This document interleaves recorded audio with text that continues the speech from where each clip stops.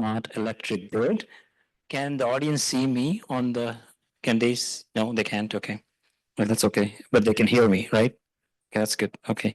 So this workshop will cover topics such as integration of advanced sensing and communication technologies, effective data management strategies, and robust control mechanism essential for maintaining grid stability. We have four great speakers and leaders in this domain. We have Andrew Ginter as the Vice President for Industrial Security at Waterfall Security Solution. Andrew leads a team of experts who work with the world's most secure industrial enterprises. Before Waterfall, he led the development of high-end industrial control system products at Hewlett-Packard, of IT and OT middleware products at Agilent Technologies, and of the world's first industrial SIEM at Industrial Defender. Andrew is the author of the 3 books on industrial OT cybersecurity, a co-author of the Industrial Internet Security Framework, and a co-author of the UITP report on cybersecurity requirements in rail system tendering.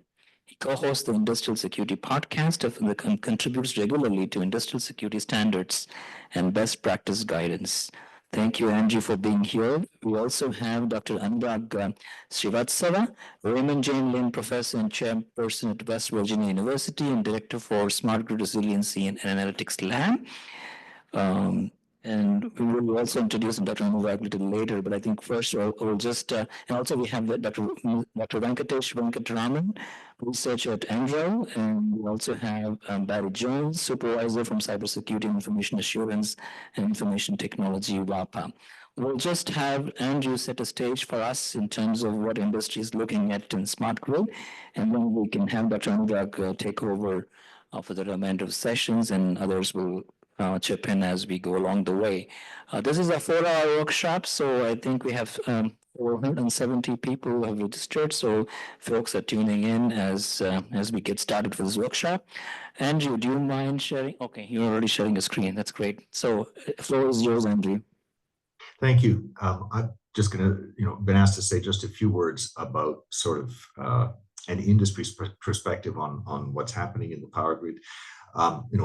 I work with Waterfall Security. We provide security technology to a lot of industrial owners and operators, including a large fraction of the North American power grid. So I am sort of watching industry constantly from the outside. Our customers tell us things are changing dramatically. If you look at the power grid, my understanding is that if you look at the power grid 10 years ago and the power grid 35 years ago, that generation, 25 years, there wasn't that much change. There was a little more automation, there were more computers involved, but the physical process was reasonably constant. In the last 10 years, that's not true. In the next 15 years, that's not going to be true. We are undergoing a dramatic change in the nature of the grid. Renewables are what everyone's investing in. They cost money. The thing, the key difference, industry-wise, dollars and cents-wise, between renewables and conventional generation, is that with renewables, there's essentially no fuel cost. Yes, there's a capital cost to create and deploy the technology, and then the cost of running a solar grid is essentially zero. When the sun is out, it produces power. This is fundamentally different from how coal-fired plants work, from how natural gas plants work. Not quite so different from how hydro plants work. So but that's also a renewable. Another sort of key difference is that the new renewables are smaller. Yeah, hydro plants can be massive.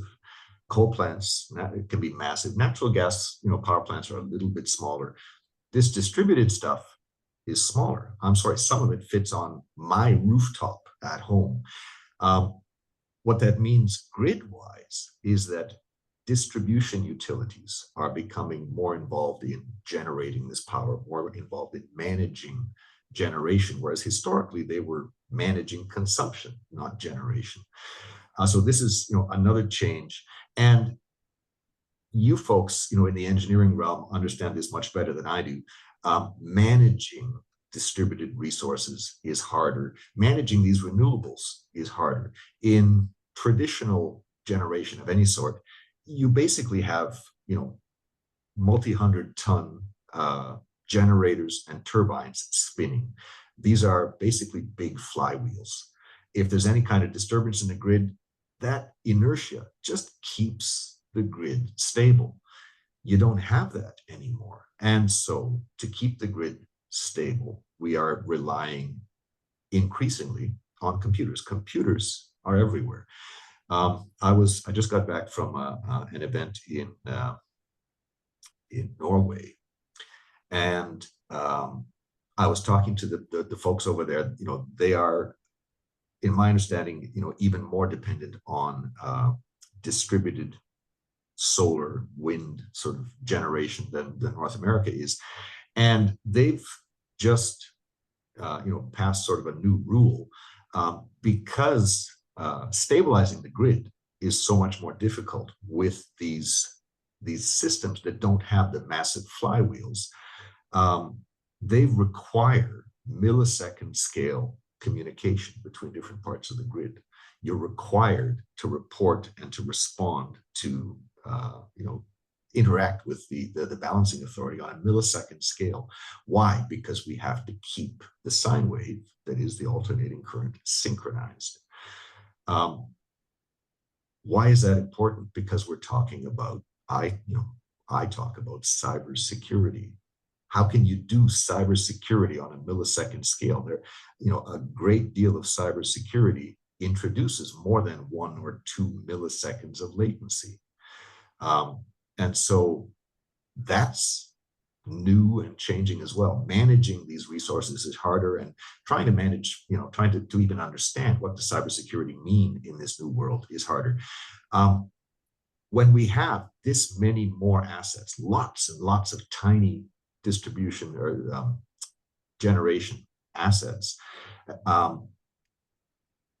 everything has CPUs in it. The number of targets for cyber attack is increasing dramatically. And even the nature of consumption is changing. With electric vehicles coming, we want fast charging. The battery technology is not quite there yet, but we would like someday, really soon, to be able to charge our vehicles in 5 minutes, in 10 minutes, to at least 80% of capacity. The drain that's going to put on the distribution grid is enormous. Distribution grids are changing dramatically. Generation is changing dramatically. Computers are everywhere to try and coordinate this. In North America, we have NERC-CIP talking about cybersecurity. CIP is the Critical Infrastructure Protection Standard. There's 12 or 14 of these standards, and they apply almost not at all to distribution systems. Distribution is what's changing dramatically, and CIP, our security mindset is focused on the bulk electric system, the transmission grid, and the biggest of generators. But here's the thing, with all of these, with everything that we're deploying, having so many CPUs in it, with all of these CPUs,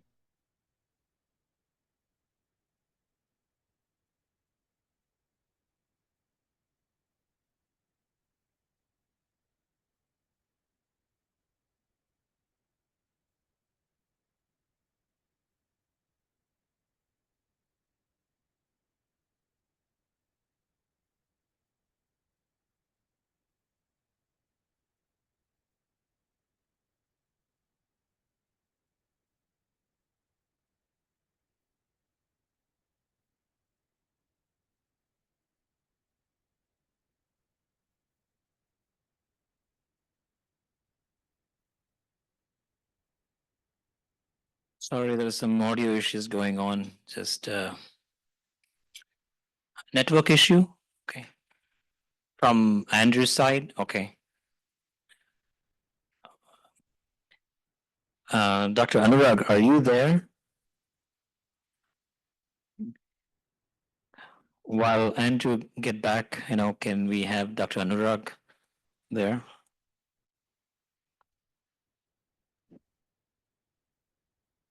Looks like there is Sorry, this is Andrew. My machine just crashed. I hate this. Oh, okay.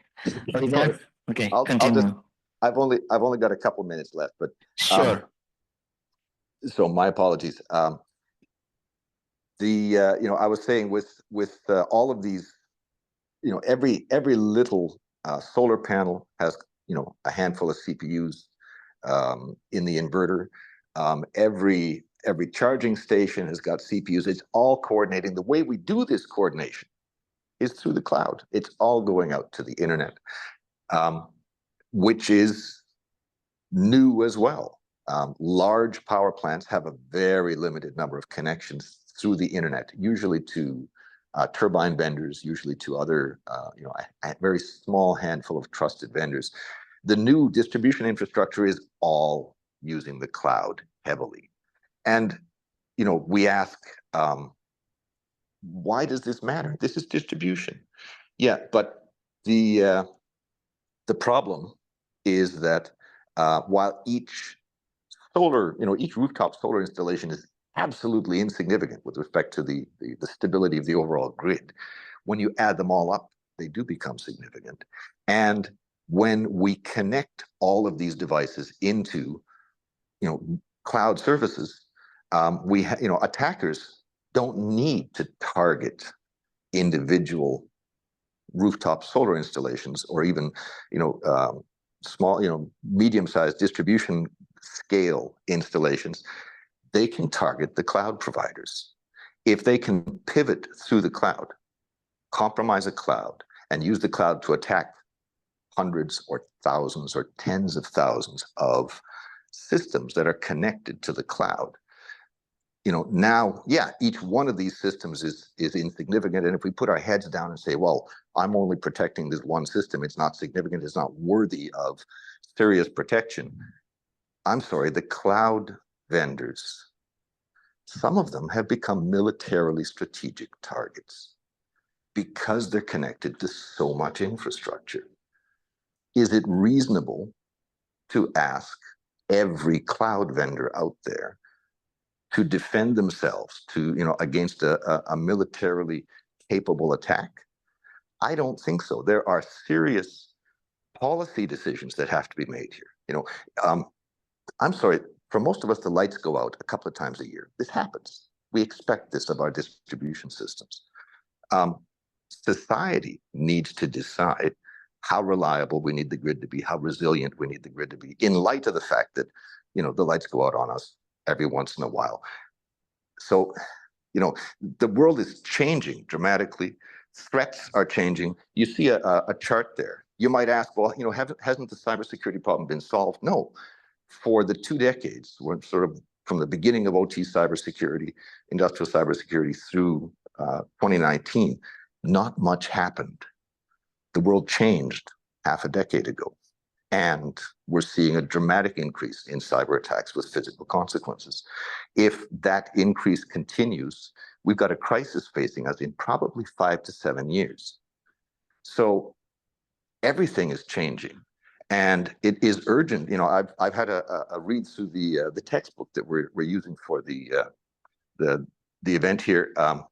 It's a great introduction. It's a great way to learn about all of this stuff. We cannot contribute to the change unless we understand the physical systems, the computer systems, how it's all connected, the cyber threats. So there's an enormous amount to understand here, more than, bluntly, I think more than fits in one human brain. No one person can understand this.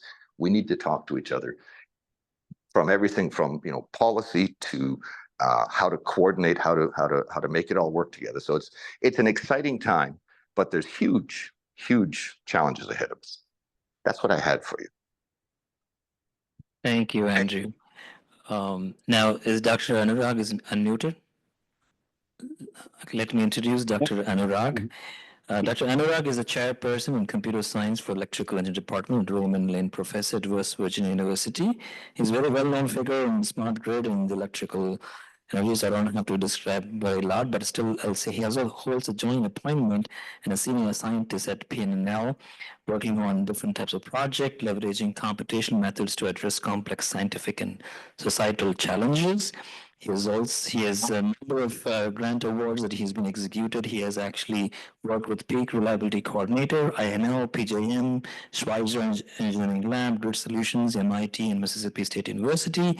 He served as a technical lead and co-I for $30 million projects, UISS Center, driving advancement in renewable energy integration decarbonization. Dr. Anura Srivatsava has also contributed significantly as an editor for various esteemed journals. To name a few, IEEE transactions on smart grid, IEEE transactions on power systems, industrial applications.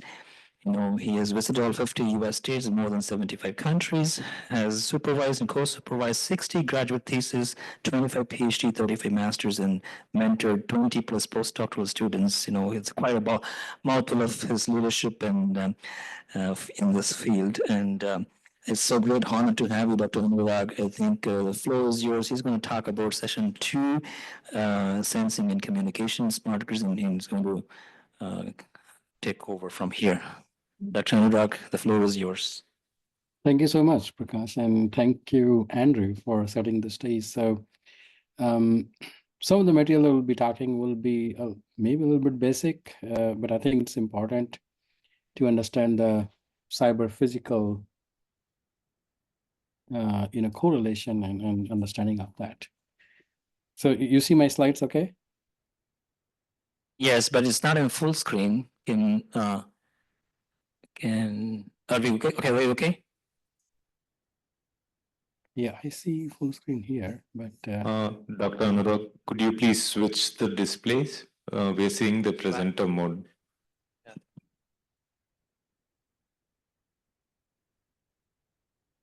Could you enter the keyboard function F5? Function plus F5. Or go to the presentation mode and swap it from the presented view.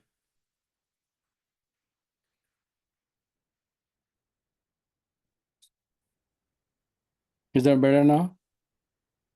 Yes, that sounds good. Thank you.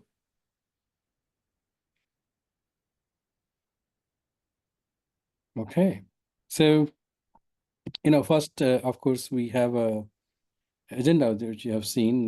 We are doing session 1 a little bit later, and now we're going to talk about sensing and communication in smart grid. And then after the session 1, we'll talk about control mechanism and application. And then Venkatesh will talk about computation data management, and then OT versus IT security concepts. And then I'll talk about cyber resilience, and Andrew will talk again about path forward. So first one is sensing and communication. And, even though it's exactly listed as 30 minutes, but, we will make it as we go along, and it might be, close to 30 minutes. And maybe we'll entertain some questions in between session. All right, so this is something that most of you probably will know that in the power grid, of course, we have multiple parts, and what is important and shown here is it's not only electric network which carries electrons, but also the data packets on the communication network, right? So each of these, as we connect to get the electron from point A to point B, also requires us to put some control and sensing in a place and put a network to get the data packet out so that we have visibility and we can control as needed. It is a little bit complex because as a grid is changing, we do have assets which is not owned by utility, and that means the third party need to control it, but through control signal that is typically received by the utility company.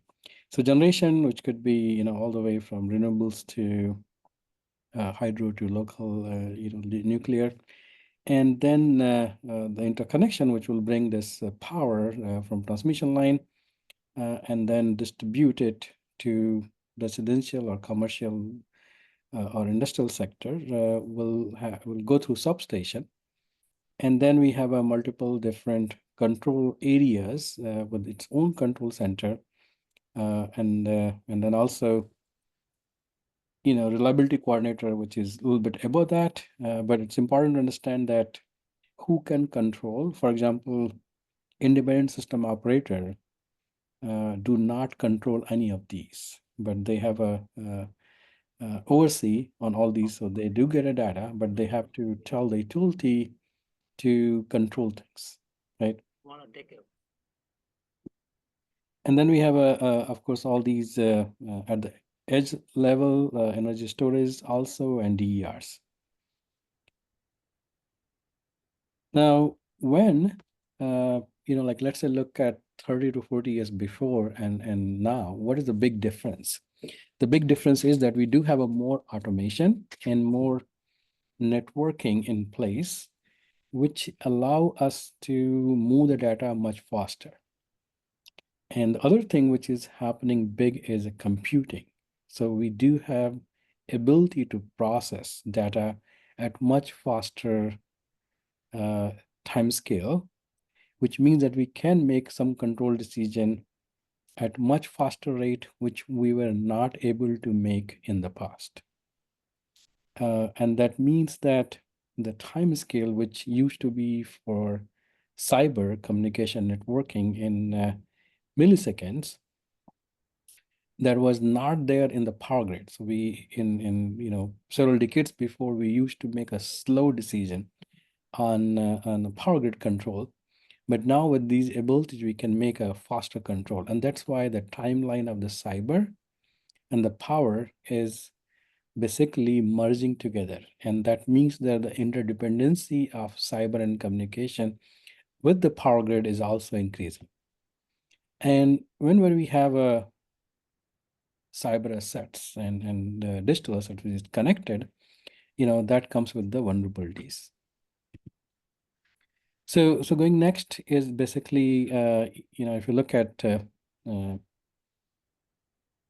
big picture, then we got these generation, transmission, distribution, DER assets, which is the bottom layer here, gray one, component layer. And then we got zones, which is different, the group of things that we process. So one is a process, which is the like a substation level, then a field devices, and then the station, and then the operation zone, and then enterprise, and then market. Market is typically a little bit larger area. And once we put physical sensor there, either it's a digital or analog sensor, and the digital sensor is the one that we are more concerned about cybersecurity and cyber compromise, not the analog one. And then from there, we get to the communication layer because we are getting those sensor data out, which goes to the information layer, where we have a data model and different protocol and communication and information layer to follow. And then we use that data through that protocol and information layer to do some function. And these functions are basically generating different performance criteria that we want to do, right? So if you want to control the voltage within certain threshold, we have to put that in function. You have to put a voltage control function either at the more centralized level at the substation or at the control room, or even at the device if it's a local control. And then all of these is happening because there's a business model on top of this, right? So someone is making money, or even being a nonprofit. So everything is possible because of business, and that's why we have that on the top layer. And even top of that, everything need to follow a certain set of regulation and business model, with the regulatory authority. So that is part of that, right? And on the basically on the top layer. Now, with that in mind, and with this architecture, like I was saying, that with advancement in communication and computation, the timeline to make decision is basically reducing, and that brings the dependency of cyber and power layer much more interdependent. So if you look at the whole operation, we have the substation, which is a physical system. We collect data, which is typically analog, or because we are getting the waveforms, and that's how the power grid give us voltage and current, and which is most important. And once we get the waveform, we can extract frequency. And after sensing it, we typically, if you use analog, then of course it's a lot of wire, which is not a best way to do and most efficient thing.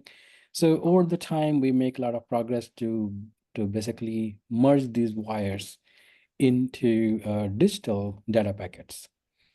And as soon as we do that digital data packets, it becomes much easier to transport it, much easier to control it, because data packet, we can control it much better than electric grid in electrons is not a best way to, I mean, we don't have a good way to control it because electrons always follow physics, right? Which means that follow the path of least resistance.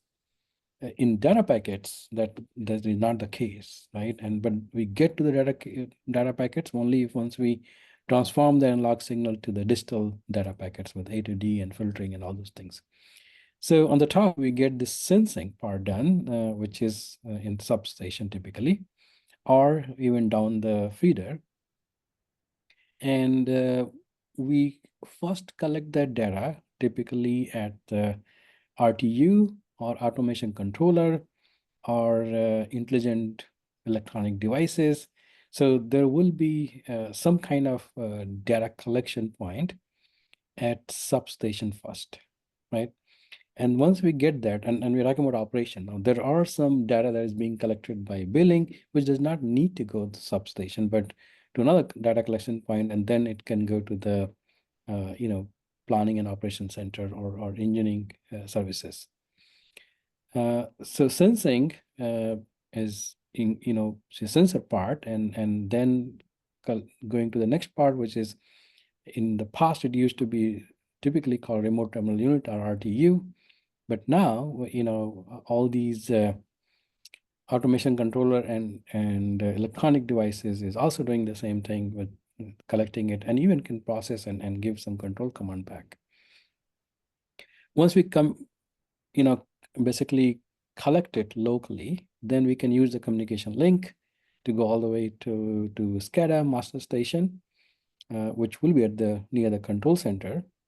And that's where we process a lot of these functions that we just talked about, first, it should tell me that what is the state of the grid. And just like we have the state of the grid for the power, we also have another center, which is the state of the grid for cyber.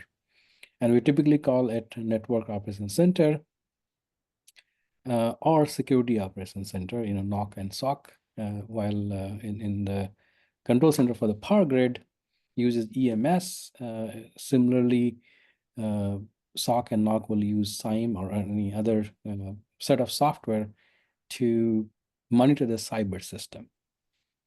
Both of that system or software tool are supposed to tell us that everything is normal, or there is something which is not normal, and then create an alarm. So we get EMS alarm, we get a different alarm in the SOC and NOC, and then a group of operators which is working there with the different jobs with a different narrow scope will be looking at those things and trying to analyze that what is going wrong and how we can fix it, right?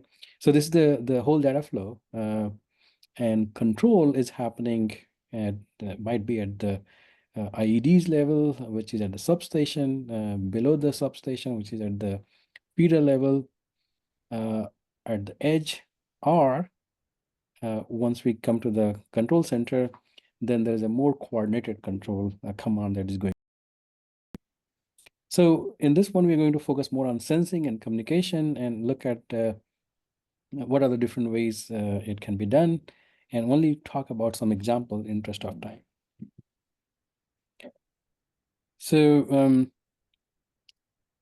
any of these devices, either it's a sensing or RTUs, is basically a asset, a digital asset, right? Especially if it's digital data, right? And that means that it has some kind of hardware, which is running the operating system, running the application, and then there's a user sometime remotely logging in, sometime has to go physically to log in, or there are remote system application which might be asking for a data. Same thing for communication link. It could be microwave, satellite, radio, wireless, fiber optic, power line communication, and other things. So now let's talk about sensing. So there is a potential transformer, PT, current transformer, CT, and then IEDs and PMUs. We also have a switch status monitor, fault indicator, or smart meters. So there are a lot of different kind that we put. They all work on different principle, like electromagnetic principle, typically a PT and CT.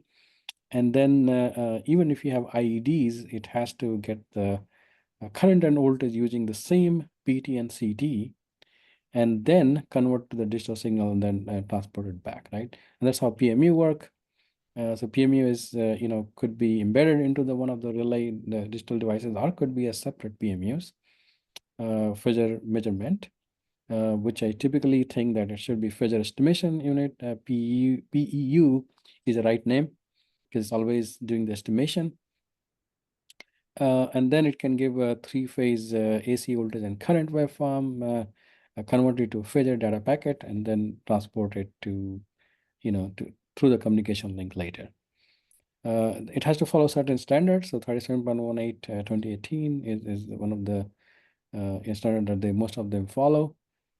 And then PMU is of course reporting at a much faster rate, had changed to, compared to SCADA, it is at a much faster rate. In fact, typically 30 to 60 sample per second compared to 4 seconds per minute. And then we got this smart meter data, which is again at the edge, typically at the building level. And it also gives us power consumption, demand response, and different parameter to be measured. So it can give us a kilowatt, peak kilowatt, power factor, and all this kind of measurement, depending again on what kind of smart meter it is. We can ask it to report faster or slower. Typically, it is used for billing, so which means that slower. Even if it is locally storing the data, we will look at that later. But there are a lot of uses of this data which will make the system better controlled if we use that faster, but that comes a lot of overhead for the utility to process at a faster rate, someone to look at those data and then use that. Now let's talk about communication. So of course, once you sense the data, then the next step is communication technology and networking to move the data. And for that, like we talked about in both transmission and distribution, we do use a lot of communication medium, either it's microwave or satellite-based communication or radio wireless. Typically, the data with requiring more bandwidth will be fiber optic, right? So most of the substation we connect through fiber optic. Within the substation, sometimes we bring the data through wireless, and sometime in microwave. And then once you get to the distribution, there is a more wireless, there's more radio, right? So all this different wireless technology is also different. Like someone is a cheaper kind of technology, like a Zigbee, or someone, some of the wireless technology is a little bit more costly to implement. But we do have all of these embedded in the power grid. And if you look at the specific control area for a specific power grid, then we'll have a certain technology because they believe in more microwave and fiber, while others also will go for wireless, right? Of course, each of these comes with certain advantages. So wireless is not that reliable as the fiber optic will be, but wireless is much cheaper, right? So each of these comes with its own advantage and disadvantage. And we do need to select not only based on the cost, but what application we are trying to do, right, with using that. How much bandwidth we need, how much data we need to move, how fast we need to move. And typically these are done by third party, right? So if the utility wants that application, they will work with the vendor to implement it. And several times we do not have even a networking mapping done. And we realized that it's better to use some kind of data packet based tracing to know that how my data is moving, right? And sometime it's a single vendor and they can map it out and tell the utility that this is how data is flowing, right? Most of the data, is not going to have a public internet, but even being a closed intranet, it does follow the similar architecture. One of the architecture is, as you know, there's TCP/IP. Of course, there could be other one. And then there are multiple ways to understand this network architecture. So there's a 7-layer model, OSI, there's a 4-layer model. This one is showing 4-layer. So one with the application layer, which is the top layer, like it will be HTTP or DNP3 for high-level application management. Then there's a transport layer, which is TCP, UDP is example, and that is for process-to-process communication at lower level, which is for flow control and reliability. Each has certain advantage. UDP has certain advantage. TCP has another advantage of being more standard. And then third layer, which is basically interconnection layer from network to inter network, the global addressing and routing. And then finally the link layer, which is basically tied to the physical system and physical networking assets, which is communication over some network with the framing, media access, and local addressing, right? So all of these, has been developed over the years to become more advanced and more reliable since 70s when ARPANET was, first defined for TCP/IP. And then if you talk a little bit more about smart distribution system, as you know that we are going to have a more and more number of devices in terms of IoTs and distribution PMU, DERs, demand response, automation, and several of these electric vehicle that is coming with the batteries. So then the first question is that, what kind of networking architecture we should be putting on this, because we're talking about millions and millions, right, of these devices. And they don't need to talk to all to each other, but they will talk to in a certain feeder. And plus, we cannot have a dedicated data flow from all of these devices to the control room, right? So we know that it should be scalable, it should be optimal, it should be fault tolerant, it should be cyber resilient, right? Transmission is, of course, we have done a lot in terms of developing the communication networking architecture for that, but distribution is still evolving. And every time you talk to utilities, they're going to put new kind of sensor, like let's say distribution PMU, they always question themselves that, okay, should be radio, should be wired network, and how much cost it will be, and then what do we get value out of this, right? So there is multiple different network possibility. It could be centralized, could be decentralized, could be distributed control or local. And based on these, it will change that how we choose that which one of the communication networking architecture we should be choosing for, right? Could be even combination, like hierarchical. So which will probably make more sense because, we kind of have centralized and not visible for the all distribution system, but it is, from some data point that is there, we are doing centralized control, and then we are doing the local control. So A and D is, of course, already there. Now, if you make it hierarchical, then probably the transition from the one existing one will be easier to go to this, but more coordinated and more probably fault tolerant too. And then, hybrid could be any subset of these. So for example, if I just take the voltage control, right? So you got this this one, which is one of the possible way to do that. You have your communication node, which is CN marked here, and then you have IEDs, which is intelligent electronic devices.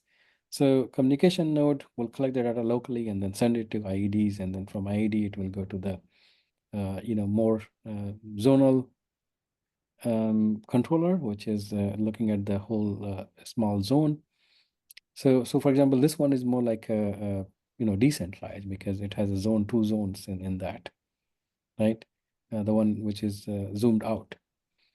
If you have another one, which one here it is more like a centralized one. So you collect all the data, it goes back to the CC, which is a control center command, and then it gives the command back, right?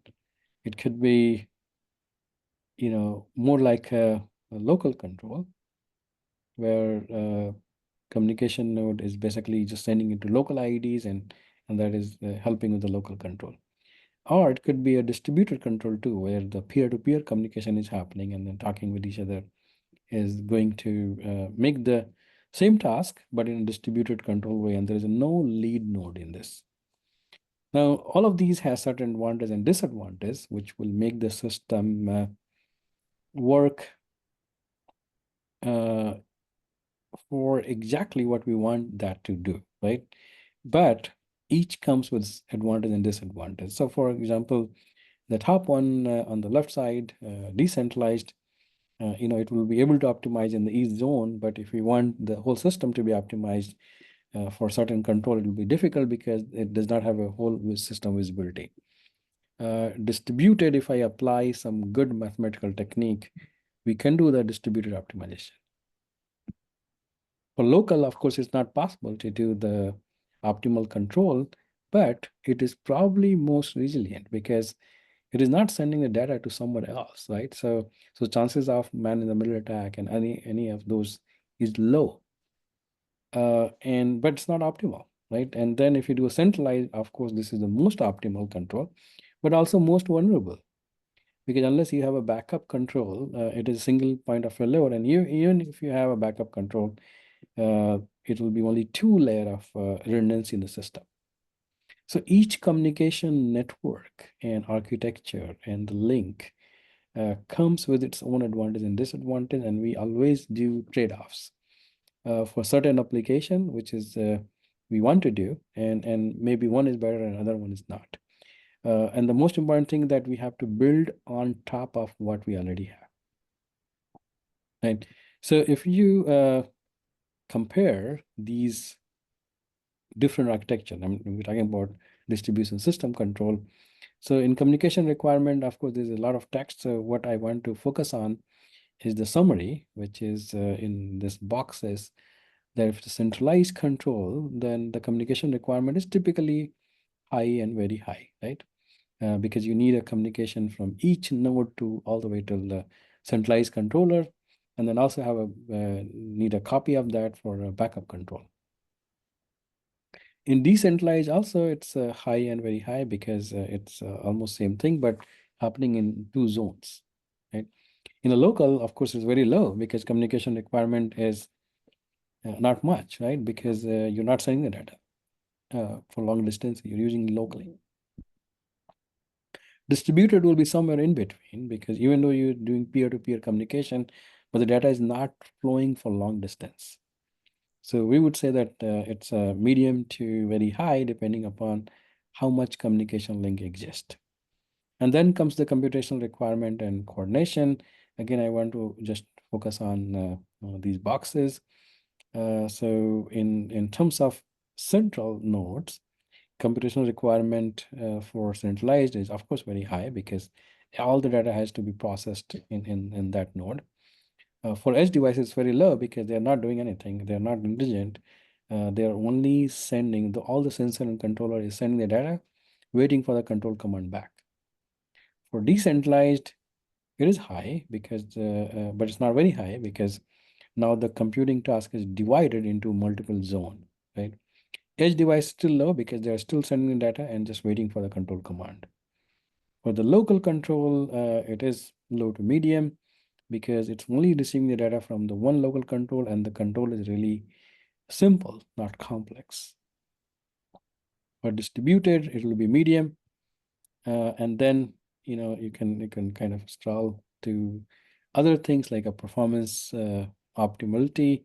Like I said, the centralized is very high in terms of optimization, optimal result for the control, because you have all the data to make a decision.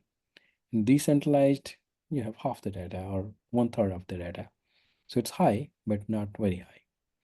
In local, it's very low. I mean, you cannot even optimize the system. And then for distributed, you can actually applying the mathematical technique and multi-agent control and optimal control with the distributed optimization, you can get to very close to centralized. It's possible. In terms of cyber resiliency, which is like once we choose this communication architecture, is the communication very cyber resilient? Probably not, right? Because if you lose one link, then you lost the visibility of that system, which was sending the data from there to the centralized control center. So communication cyber resiliency is very low.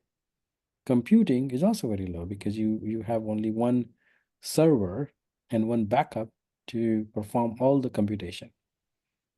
If those fails, then you cannot do it. Of course, a lot depends on the architecture, right? I mean, we are talking about now dedicated cloud, which is more reliable and with a lot of redundancy in the system, the way you configure it. And that rating computing will change based on that. Same thing for communication. If you don't have a star network, but you have a different kind of network which has certain redundancy, then again, it will change. So the assumption here is that star network, which means that one-to-one connection with all the edge to centralized control. Propagation impact of, if something is compromised, how soon it will impact other system. In centralized, it should be a lot because you're doing a single computation problem solving to decide your control signal, right? So it will be very low either. In a decentralized, communication is still low. Computing is, somewhere like low to medium, and propagation will be also low. While for local, it's very high because there's no communication going to one to another one. So of course the resiliency is very high because if one fails, it's okay. All other will still doing its job, right? For computing, it's also very high because the computing is only done at not only in one node or one backup node, but in all the nodes. All the nodes where there is a control, it's doing its own computing. So if one fails, two fails, three fails, my system still survive rest of the system. Propagation impact is also very high because it should not impact. Now, once you come to distributed, then because it's being exchanged, the data, it's communication wise, it is high, but not very high. In terms of computing, also it's high and very high because the computing is happening in each node. And as soon as some part of the system is compromised, you isolate that. The rest of the system will still operate and still work. Propagation impact will be a little bit high. Again, not very high because if you're solving optimization problem with distributed optimization, it will be impacted by one compromised node. How much? Again, it depends on your distributed optimization technique, your communication link, and your architecture. So these are some good research questions to look at how my sensing and data computing and communication impact ability of the system, right? So let me stop here. I think we have Barry here, and maybe he can talk, and then we can take some questions and then go on to session 3. Okay, let me introduce Barry. Thank you, Dr. Nurak, for sharing the different architectures. Appreciate it. So let's introduce Barry Jones, who is a supervisor, cybersecurity and information assurance and IT from WAPA. Barry plays a significant role in power administration and energy reliability standards and development. He has been involved in drafting teams and focused on critical infrastructure protection standards and other operational procedures within North American Electric Reliability Corporation framework. Barry, it's extremely honored to have you here as part of this workshop. Are you there? I am. Thank you, Prakash. Yeah, we can see you, but I think it's okay. We can hear you. Yeah, that's good. And also, we also have a lot of in-person audience here as well. So just for FYI. That's good. Thank you. Nice. Thank you for all your support, Barry. Go ahead and get started for the next 30 minutes, whatever you want to share about you from a WAPA's perspective. Yeah. Okay. Can you see my screen now? Yes. And still see it? Yeah, but not full screen. Okay. Akshay, can we help to see what's going on? Can we make it full screen? Yes, could you please click display settings and swap the displays, please? Oh, yeah. Thank you. I haven't done this since being at a help desk. Okay, hold on. Let me do display. It's settings. it's on the top. Yeah. Almost there. Hit control. It's better than the previous one, but still not full screen.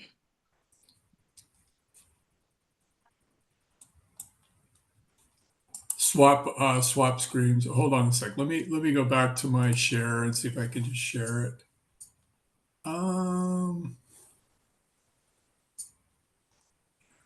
Screen.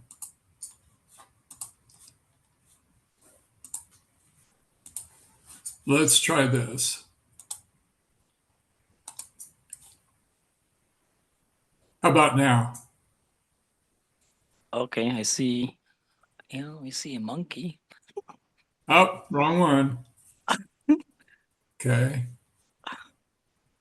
So let me go back to share.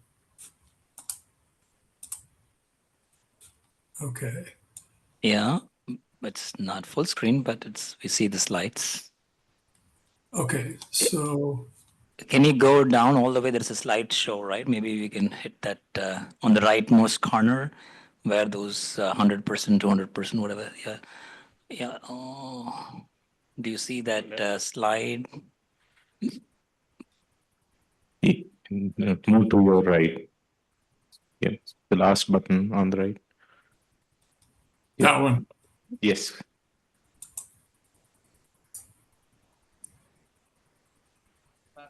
Now on the top, you should see display settings right next to taskbar. Oh, let's see. Hold on. In the middle on the top, you see display setting. I don't see any now. Can There we go. Oh, And then swap. Yes, please. How's that? super. Thank you. Okay. Sorry.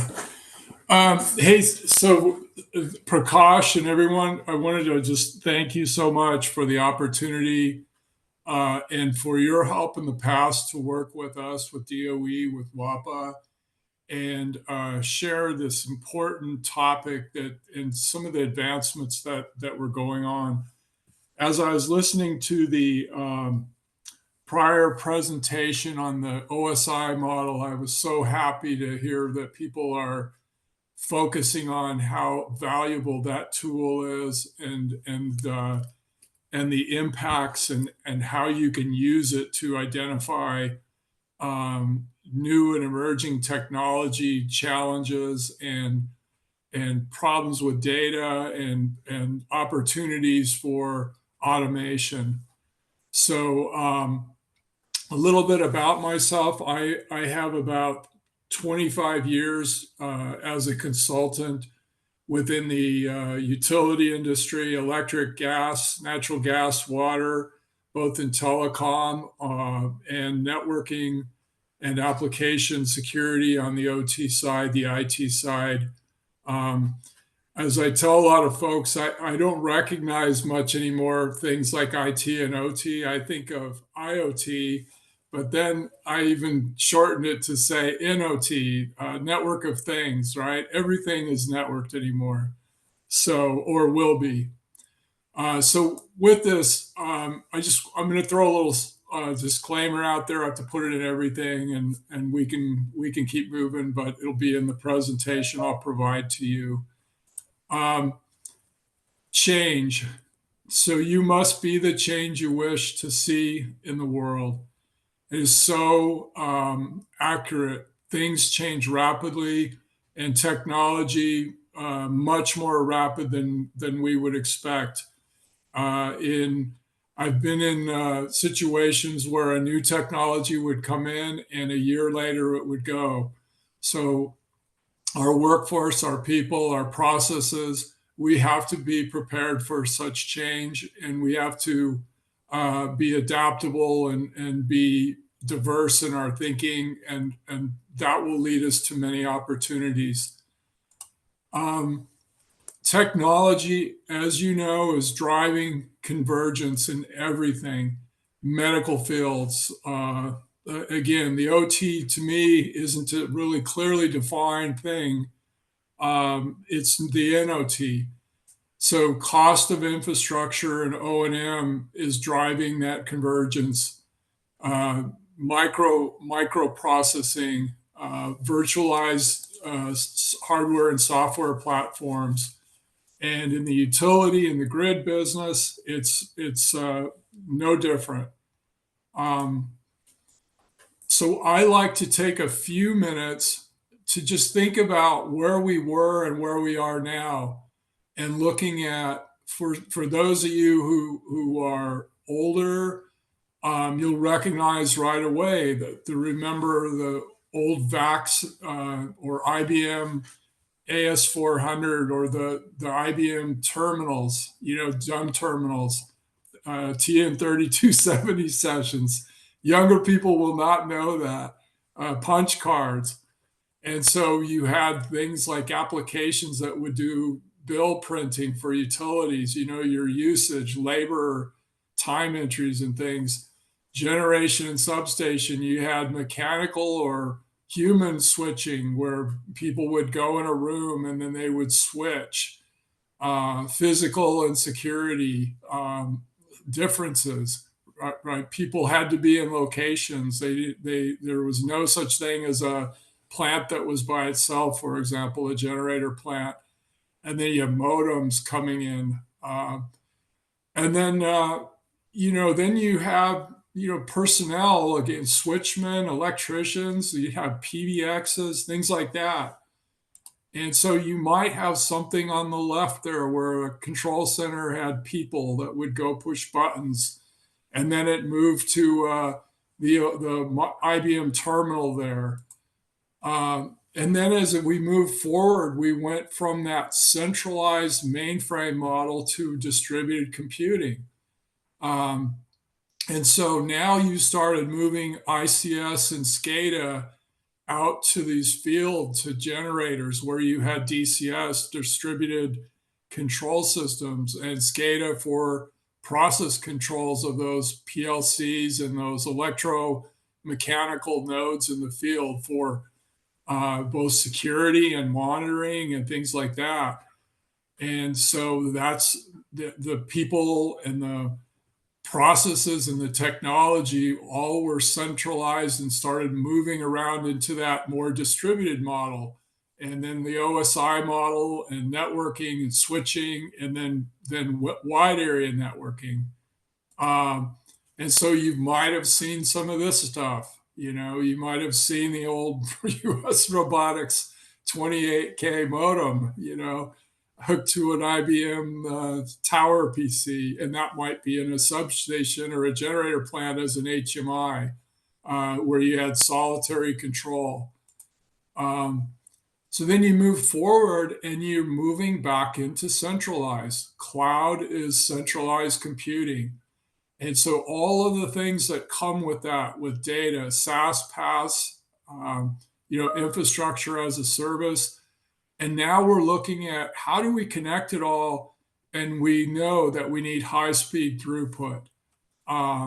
You have virtualized, applications. So now you might run a generator plant or a substation or a control center might be virtualized anywhere on Earth, and monitoring and controlling elements and facilities in the field anywhere. So this is causing a lot of challenge in industry. So this technology convergence is blurring these lines between IT, OT, industrial control systems, distributed control systems, SCADA, to IoT, right? And that's impacting people and organizations, skills and bench strength. I've worked with a professor out of Berkeley who were one of the foremost people with Usenet, years ago, and they have to ramp up with that change to understand what's in the field today and what are the processes, people, and the technology. So when you look at this right bottom slide, this is actually really interesting to me, where connections.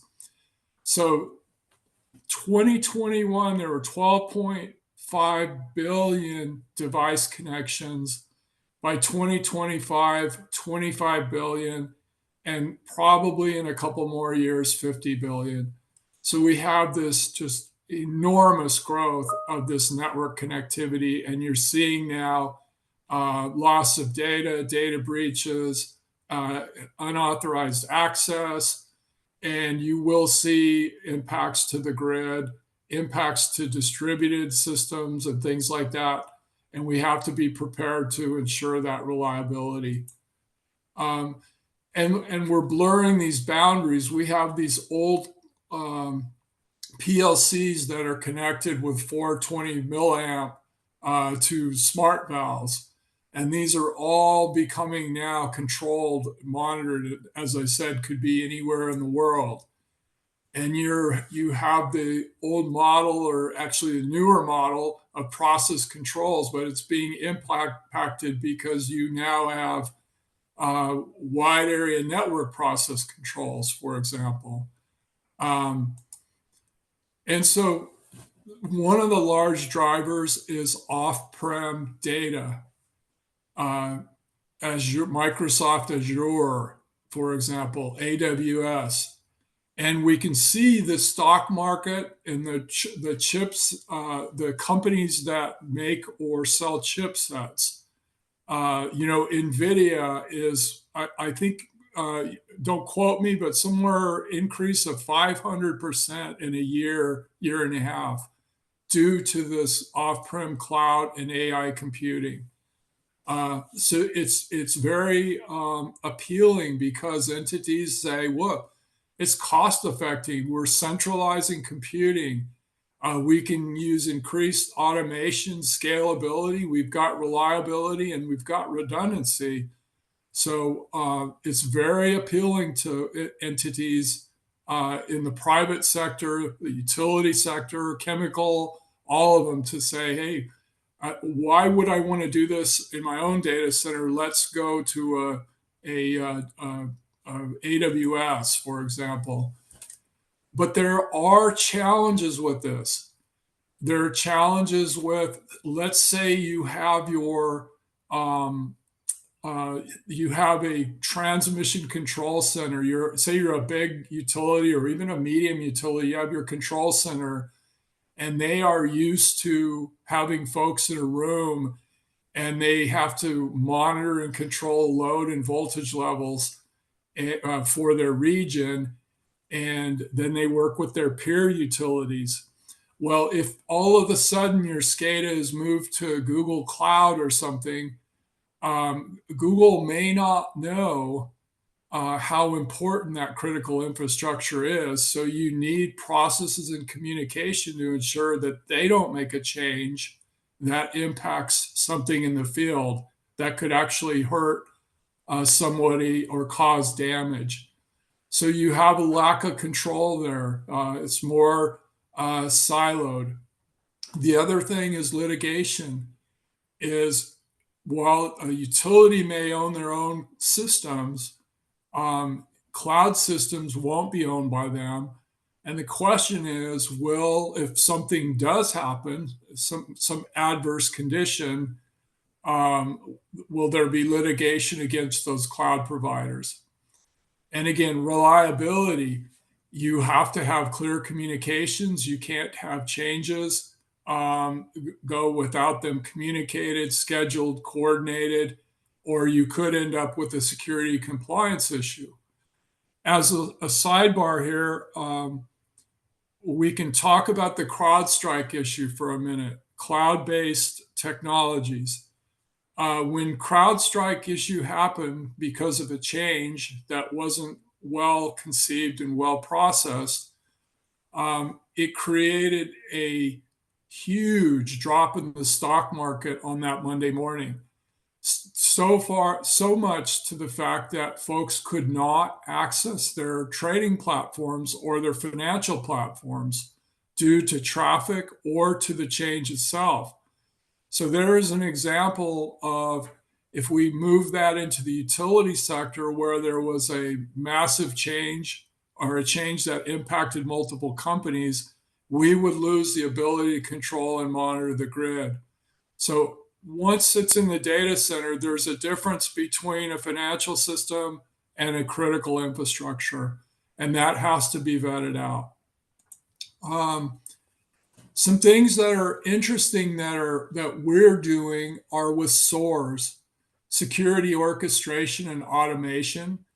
And so I see this as a very cost-effective approach where you basically program a set of automated responses, much like a RAS scheme in the electric world, remedial action scheme, where you have automated switching based on transmission line loss, faults, generation outputs, things like that, or frequency responses. So automation for incident response is interesting because you can get these services and tools that will automatically identify a cyber attack and then prevent and respond to it.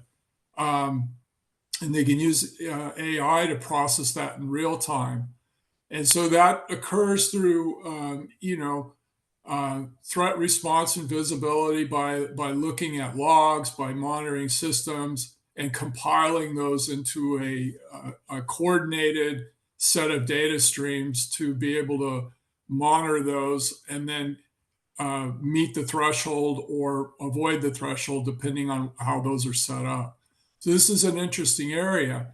One of the downsides to it is humans can get used to an automated response, and maybe it's not, maybe the threshold was not set, or something was not, or a new threat comes up, and the SOAR processes it as an old threat, and it sneaks through under the window, if you will, through the door.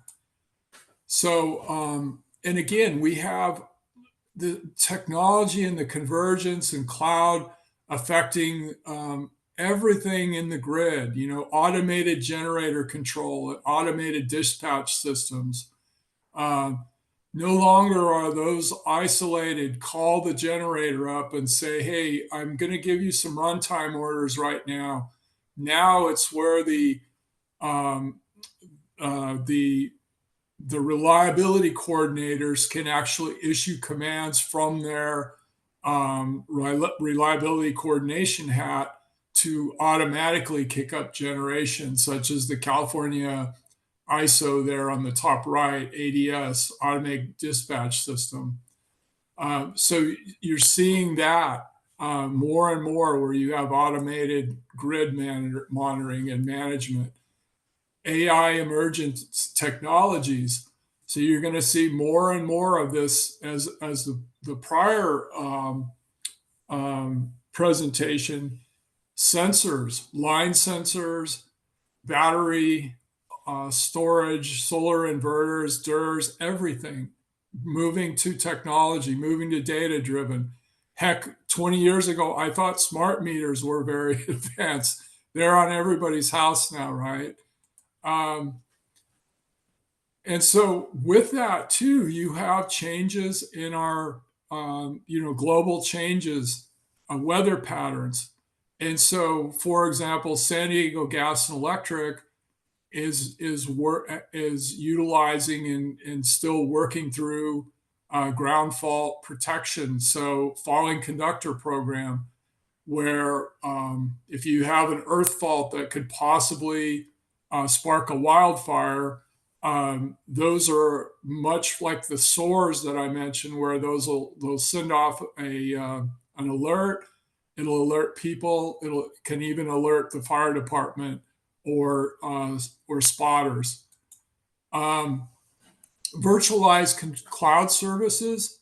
So again, moving SCADA to a cloud doesn't seem so difficult anymore due to this high-speed connectivity between elements. And so when we look at that, this is my drawing from a long time ago about what it looks like, is that you could have a virtual control center, as I said, anywhere. In fact, you could have a number of people that are in geographically dispersed areas that work for a virtual control center, much as I'm in this meeting with you, and you folks are about a 6-hour flight from me. And so you have this separation of physical equipment. You have the generation plant that could be somewhere, and that can be a solar, wind, nuke, could be anything. And then you have the substations, and those may get set regionally. Maybe you have regional generation based on what your local needs are from a weather or threat pattern or populace or whatever. And those go back to your cloud data centers. And those are supported and maintained by all these different entities that have, or personnel and processes that have access to those or monitor them. And again, smart grid, same thing. You're looking at it on a platform. You have mobile cars now. We're talking about cars as a DER, right? A distributed energy resource. Tesla, I park my Tesla in and I power the grid. And so this technology will continue to drive convergence. Things will move to large data center applications and use of AI. You've heard this before. Virtualization. It's going to be the change. It's going to impact people. It's going to impact process. And we may see this. This is a mock-up of Google ICS SCADA, maybe like Gmail. You pull it down in the top right, and there's my XA21 or my OSI Pi app or my Schweitzer testing app. It's not unheard of, cloud-based. Now, with that, again, it's all fun and games until someone loses an eye, right? And so we have to think about that from a safety, because we don't want somebody making a change in a data center that causes a chemical plant disruption or a generator ammonia skid spill or something like that. And so we have to think from that safety, the people, processes. The security of a data center becomes now a centralized target, similar to the CrowdStrike. If something goes wrong at CrowdStrike, it no longer affects a single entity. It may affect hundreds and thousands of people. So we have to think about the risk and consider that within the equation. And then we think about with that risk and the controls. Some are better than other. And this is a pretty funny little physical control, but it's not, right? It's like we think there's a bar there, but people drive around it. So So we have to think about what is it that we would do? What is important to identify and monitor that risk? And sometimes regulation is or isn't the answer. And so some of the emerging considerations of DOE and WAPA around people and the utility sector around people, process, and technology,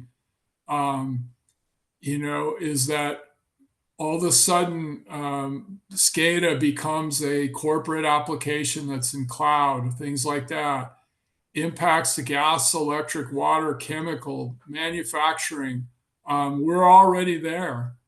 And so with that, some of the new standards, as Prakash said, I'm on a couple drafting teams, SIP2 and SIP3, the NERC drafting teams. And so we're a little bit, in my opinion, behind the game, because for these low impact sites, we need to control access and we need to identify malicious communications. And now protecting user authentication information. So they fall a little bit behind in that there's nothing in here about AI. There's nothing in here about ensuring, CIA, confidentiality, integrity, availability. These are, here to kind of protect the lower risk entities, facilities. But the question is, will it be enough or will it be too much? So I'll stop there, but I wanted to give you a tour from the history from centralized to distributed to centralized, and the possibility that we will be looking at AI managed utilities, virtualized, and maybe even regional generation. And with that, we need people that are knowledgeable, that are able to change, that are able to understand and rapidly adjust. So I'll stop there, Prakash, and everyone, and I can take some questions if you'd like.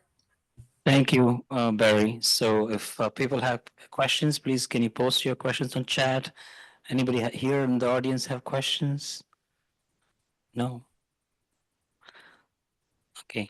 We'll continue to collect questions. Maybe I'll start with one question. So this current draft of standards that you mentioned, is it it's evolving? Do we know when these standards is going to be finalized? And what is your take on that? How long it's going to take? Yeah. So there's some, I'll name one important one, Prakash. This is really the most important one that I'm on is the SIP2. And I don't know how many folks here know the SIP standards, but SIP2 is what defines what's in scope and what's out of scope for critical infrastructure. So one of the challenge comes in that if let's just say we talk about the model that we listened to earlier in the earlier presentation, and you have a control center, and then it controls and monitors substations, and then those substations are fed by generators. Those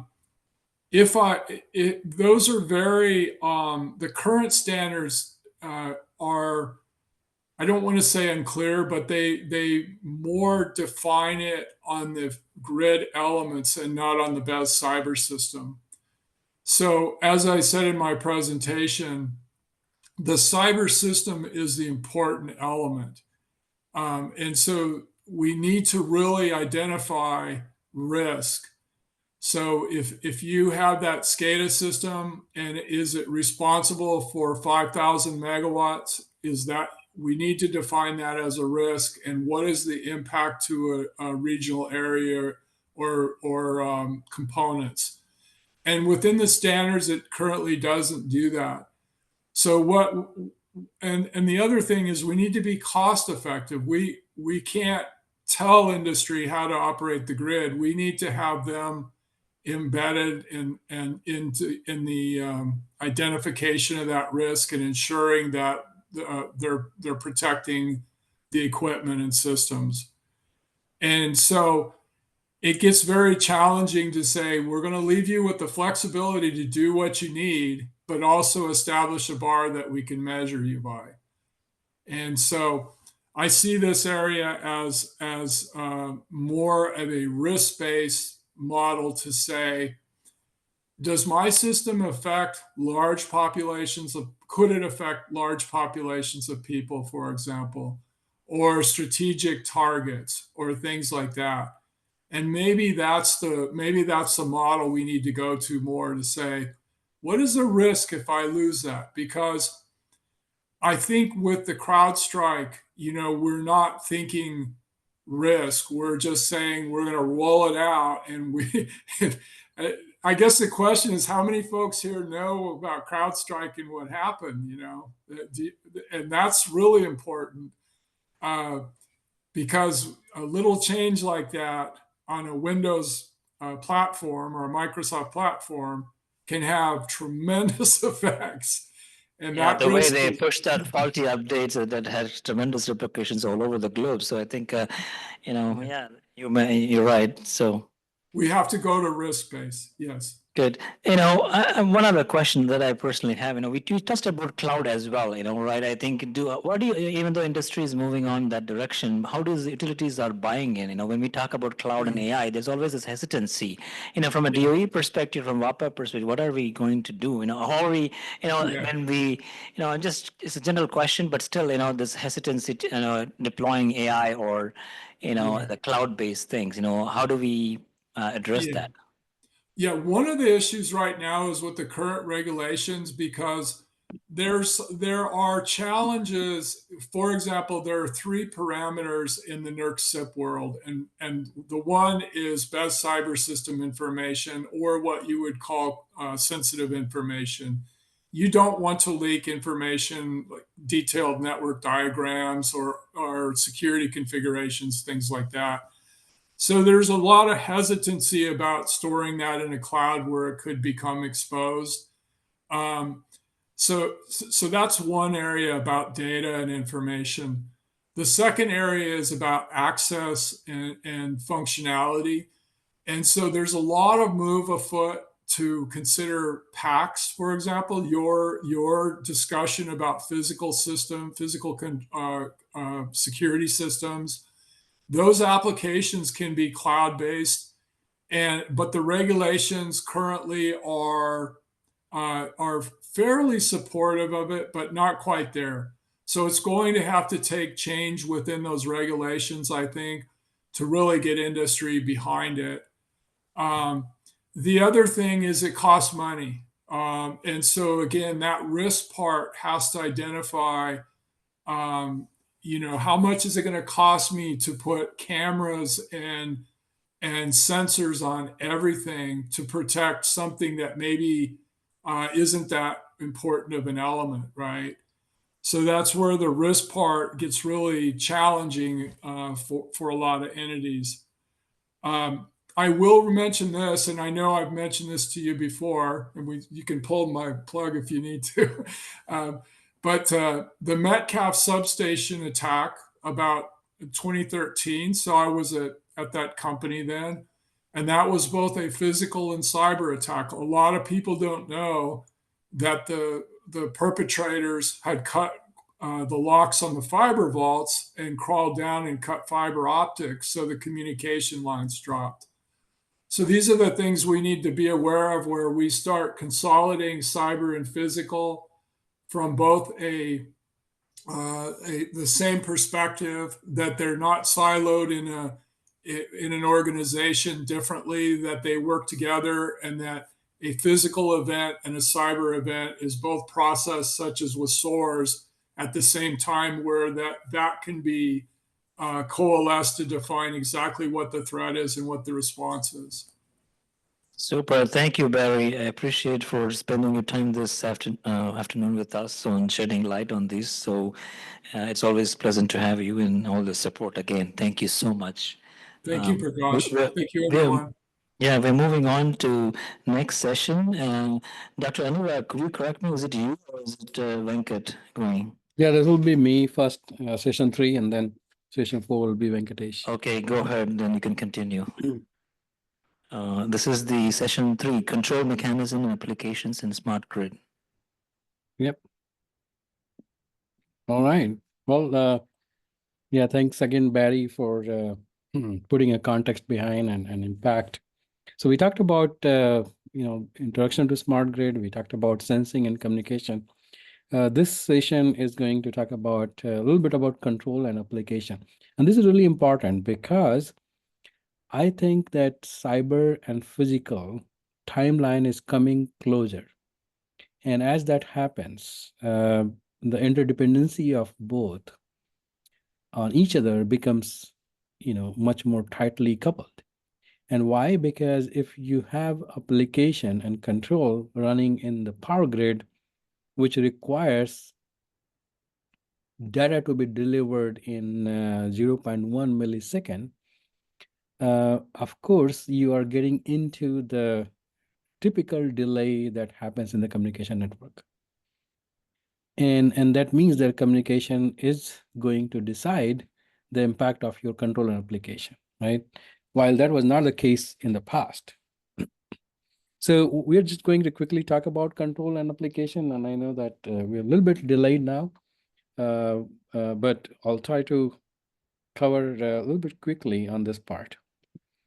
So first, starting with the same that we just talked about, that you have your physical power grid, you put sensor in all your transmission, distribution, and your generation plant. You take it to a different control center. Generation, sometime hydro has a control center, but not very often. Nuclear definitely has a control center of its own. Transmission has its own, and based on the control area, distribution has its own based on the control area. And once we get all those data, to respective control areas, and then consolidate and send it to reliability coordinator, it all relies on the same sensors that we are putting in that specific physical system. We do collect with RTUs, and then we or IEDs or automation controller, and send it to control center, right? Or to different control center. Why we're doing it? Because we want a better view. This is a physically spread out system. We want a better situational awareness. What is the status of each system? So we can give a control command to basically drive your system to right operational mode that we want. Right. So it typically help in the decision support. If everything is working as is expected or as is predicted as we want, then of course there's no control required at that time moment.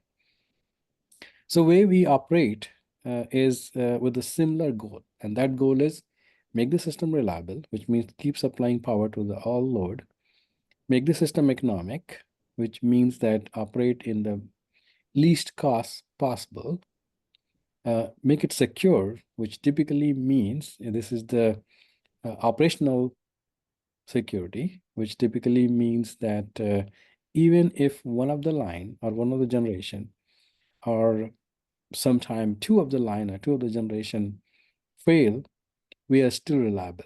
So security is a concept of operational reliability, which basically require utility to operate the system in a more conservative way, so that even a failure of line and generation, which happens often, will not cause a problem for supplying all the loads. And if it cause a problem, they are required to fix it within a certain time period. Efficient, because we do want minimal losses and make the whole system as efficient as possible, because the whole system is operated by multiple different owners, multiple different grid operators. So it is applicable for each one of their own assets. Make the system resilient. Now that is a new concept. It was not and not even defined yet. It's not a requirement that like we have a requirement for reliability, but most of the utility is already working on that. So resiliency is, because it's being defined still, we will call resiliency against what, right? So resiliency against the failure, which is common, which is not the case here. That will be security and reliability, but resiliency against that something that which is not very common, weather event, cyber events, and anything that will happen like that. Slowly, there are different group who is working on that, defining it, and I'm sure that over the time, utility will adopt it in their practice as and more regulation comes for that, or more guidelines comes on that. And the way we do it, at least the reliable part and economic part, because we are doing already in security part, we typically predict that how much power we need to supply, right? So that's the load forecasting. We also predict solar forecast, right? So we know that how much power we can produce by solar. We also do price forecasting. We also do forecasting for the fuel. We also do forecasting for the power exchange between our estimation for the power exchange between the two control areas. So a lot of different, quantity we predict at a different timeline. And then we plan, we basically tell our system to meet that requirement, and we put the plan on the paper and the system, right? And then when the time comes, we know that right now this is what load is predicted, and we can measure it because we can now sense it with a sensor and then communicate it to the control room. So control room exactly know that I need to do something so that we are following the plan. And requirement, what are requirement that we have to, basically operate the system at around 60 hertz. We have to operate the system with good voltage control or voltage regulation. And for that, we need to compute and send the control command back.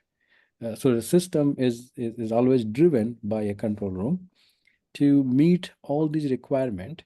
And if anything happens, like a failure happens, if it is already planned, because we had it security plan in place, this should not be a big impact. If it was not, if it goes beyond those N-1, N-2 security thing, then we need to look at that what can be done in real time to, again, drive the system to reliable mode, right? Later, of course, we are going to visualize it and control accordingly, but all the work that has been done to do this is being done for the customers, which is industrial, residential, and commercial, right? So they're the one which needs the power, and finally the billing happens much after, and then the estimate they get in advance, but the billing, the right billing, is happen after the fact, and they get billed for all these work that we're talking about, either it's the predicting, planning, operating, sensing, all the work, they basically they get the bill, right? So, and that's how utility, either or nonprofit or they make profit, but regulated way is done. So if you look at different process that we do typically in the in the power grid, they're all over different time frame, right? And each time frame, as we change, of course, we don't have the details or the modeling details that is there, right? So we have a system model in the control room, we have a system model in the planning phase, and then analysis phase, and we change the details as needed. So for example, if you want to do protection and stability, which is the fastest thing that happens in the grid, that we have a control, of course, the power flow that is happening at almost not electromagnetic speed or speed of the light, but close to 1/10 of that, which is electrons flow.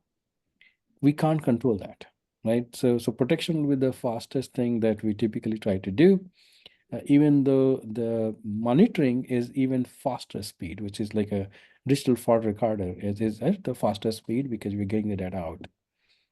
But in terms of control, protection will be probably the fastest, which is coordinated and planned. And that gets into the cycles, which means that we have to make a decision in quarter cycle, in half cycle, even though protection is not going to operate that fast, because you don't want to take a control too soon, you want to wait, maybe the fault will be going away by itself. Stability, now it is happening, some of the stability phenomena happening faster than protection, but stability control is not going to happen in the same rate. So we have some inability, or we have some limitation that how fast we can respond to those things, right? As the things is happening. So transient stability is also, in a cycle kind of thing, and cycle is again will happen 60 times in a second for US grid at 60 hertz. Then a little bit slower is load flow, which we solve as soon as we get the data, and then we solve the state estimation, and then we solve the load flow. And then we use that data for multiple different things. Economic dispatch, we get to the minutes and several minutes phase. You do unit commitment, which is hours, or even days slower. And then you do hydrothermal coordination, which is, planning for the water in the hydro plant accordingly to meet multiple requirements, not about only providing the power, but also how much water is there, how much we need to provide for agriculture purpose, how much we need to provide for fishing, or how much we need to release to keep the water level as required in multiple different cascading kind of hydro plant, right? So all of these is done and planned, but at much slower rate. Like, I mean, you do seasonal planning or monthly planning, you can do that. And then there comes the production cost, which is more slower, and then comes the capacity planning, that how much new line need to be built, how much. So as you look at all these timelines, it's very clear that the communication network or cyber will be the one which will impact my control for protection, remedial action schemes, stability control, and anything which is required networking, which requires data transfer, and at the faster time scale. Once you come to the slower time scale, it's not going to impact much. At the same time, the load flow and those things will also be impacted even at being at slow rate, because you might miss some data, right? So as you get closer to the slower time scale, there will be a process and function in the power grid which will be impacted more, right? So let's look at more detail for power system operation and what is required for situational awareness. So situational awareness is basically knowing that what state we are operating, right? If everything is good, or and we'll talk about different mode later. So we put SCADA, which is a project control data acquisition system. We put sensor like CT and PT, PMU, switch status, and all those things. We bring the data through RTUs or merging unit or PDC or IEDs, and then through the communication network, and then we put that in data archival or historian.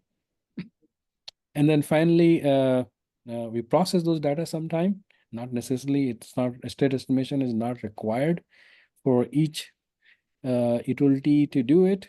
It depends on their size of system size. But most of the utility that we know with some certain size capability, they do solve state estimation. And then we do the control center display, so the operator can see it, engineer can see it, and then the data is going in real time for alarm and alert, which is the most important thing to do for any data set that is violating or causing a problem, right?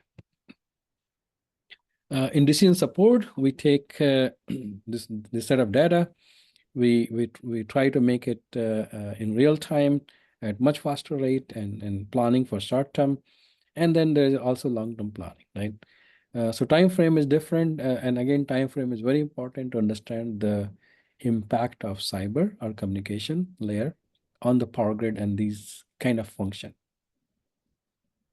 So we do OPF, optimal power flow, which will provide or become in a discrete way, which will become unit commitment. We do continuous variable for economic dispatch, and then hydrothermal scale, right? And we also do security analysis, which is again knowing that if something happens in the grid and one or two things fail, are we still safe, or can we still keep the system reliable? And if we're not, then how do we fix it as soon as possible? It is a dynamic problem because system keep changing. So operating system, I mean, as you know, that Power Grid is the biggest man-made machine, and also very dynamic. So it's keep on changing, which means the security analysis, the set of certain line and generator outage, which will impact system for violation of reliability, will not be the same after 1 hour, right? Or may not be same after 1 hour. Then we also do load and price forecasting in this stage, and then energy interchange between the area, and then sometime we do market power analysis too. Let's talk about automatic control, because that's very important. These are the control that keep the system safe without any interruption, right? So these are automated, which means that it's already in place in the system, and as the system drift away for balancing the load and power, it will basically help us to fix the voltage and fix the frequency, right? So we have multiple level. Like I said, the protection is the fastest one. Then there's a group control, which is basically response from the generator in a controlled way, but local control for frequency. So they generate more power as the frequency drop. Automated voltage regulator is, of course, for voltage. AGC is for automated generation control. Now, AGC is the whole mechanism which is going to contribute for voltage regulation, which is going to contribute for group control, which is going to contribute for a secondary frequency control. And then we have a remedial action scheme, and sometime we have under frequency load shedding kind of control too, which is looking at the frequency and shedding the load, right? RAS can be very different kind for generator rejection to line, taking it out so that it does not, the weaker line will be taken out, is also part of RAS.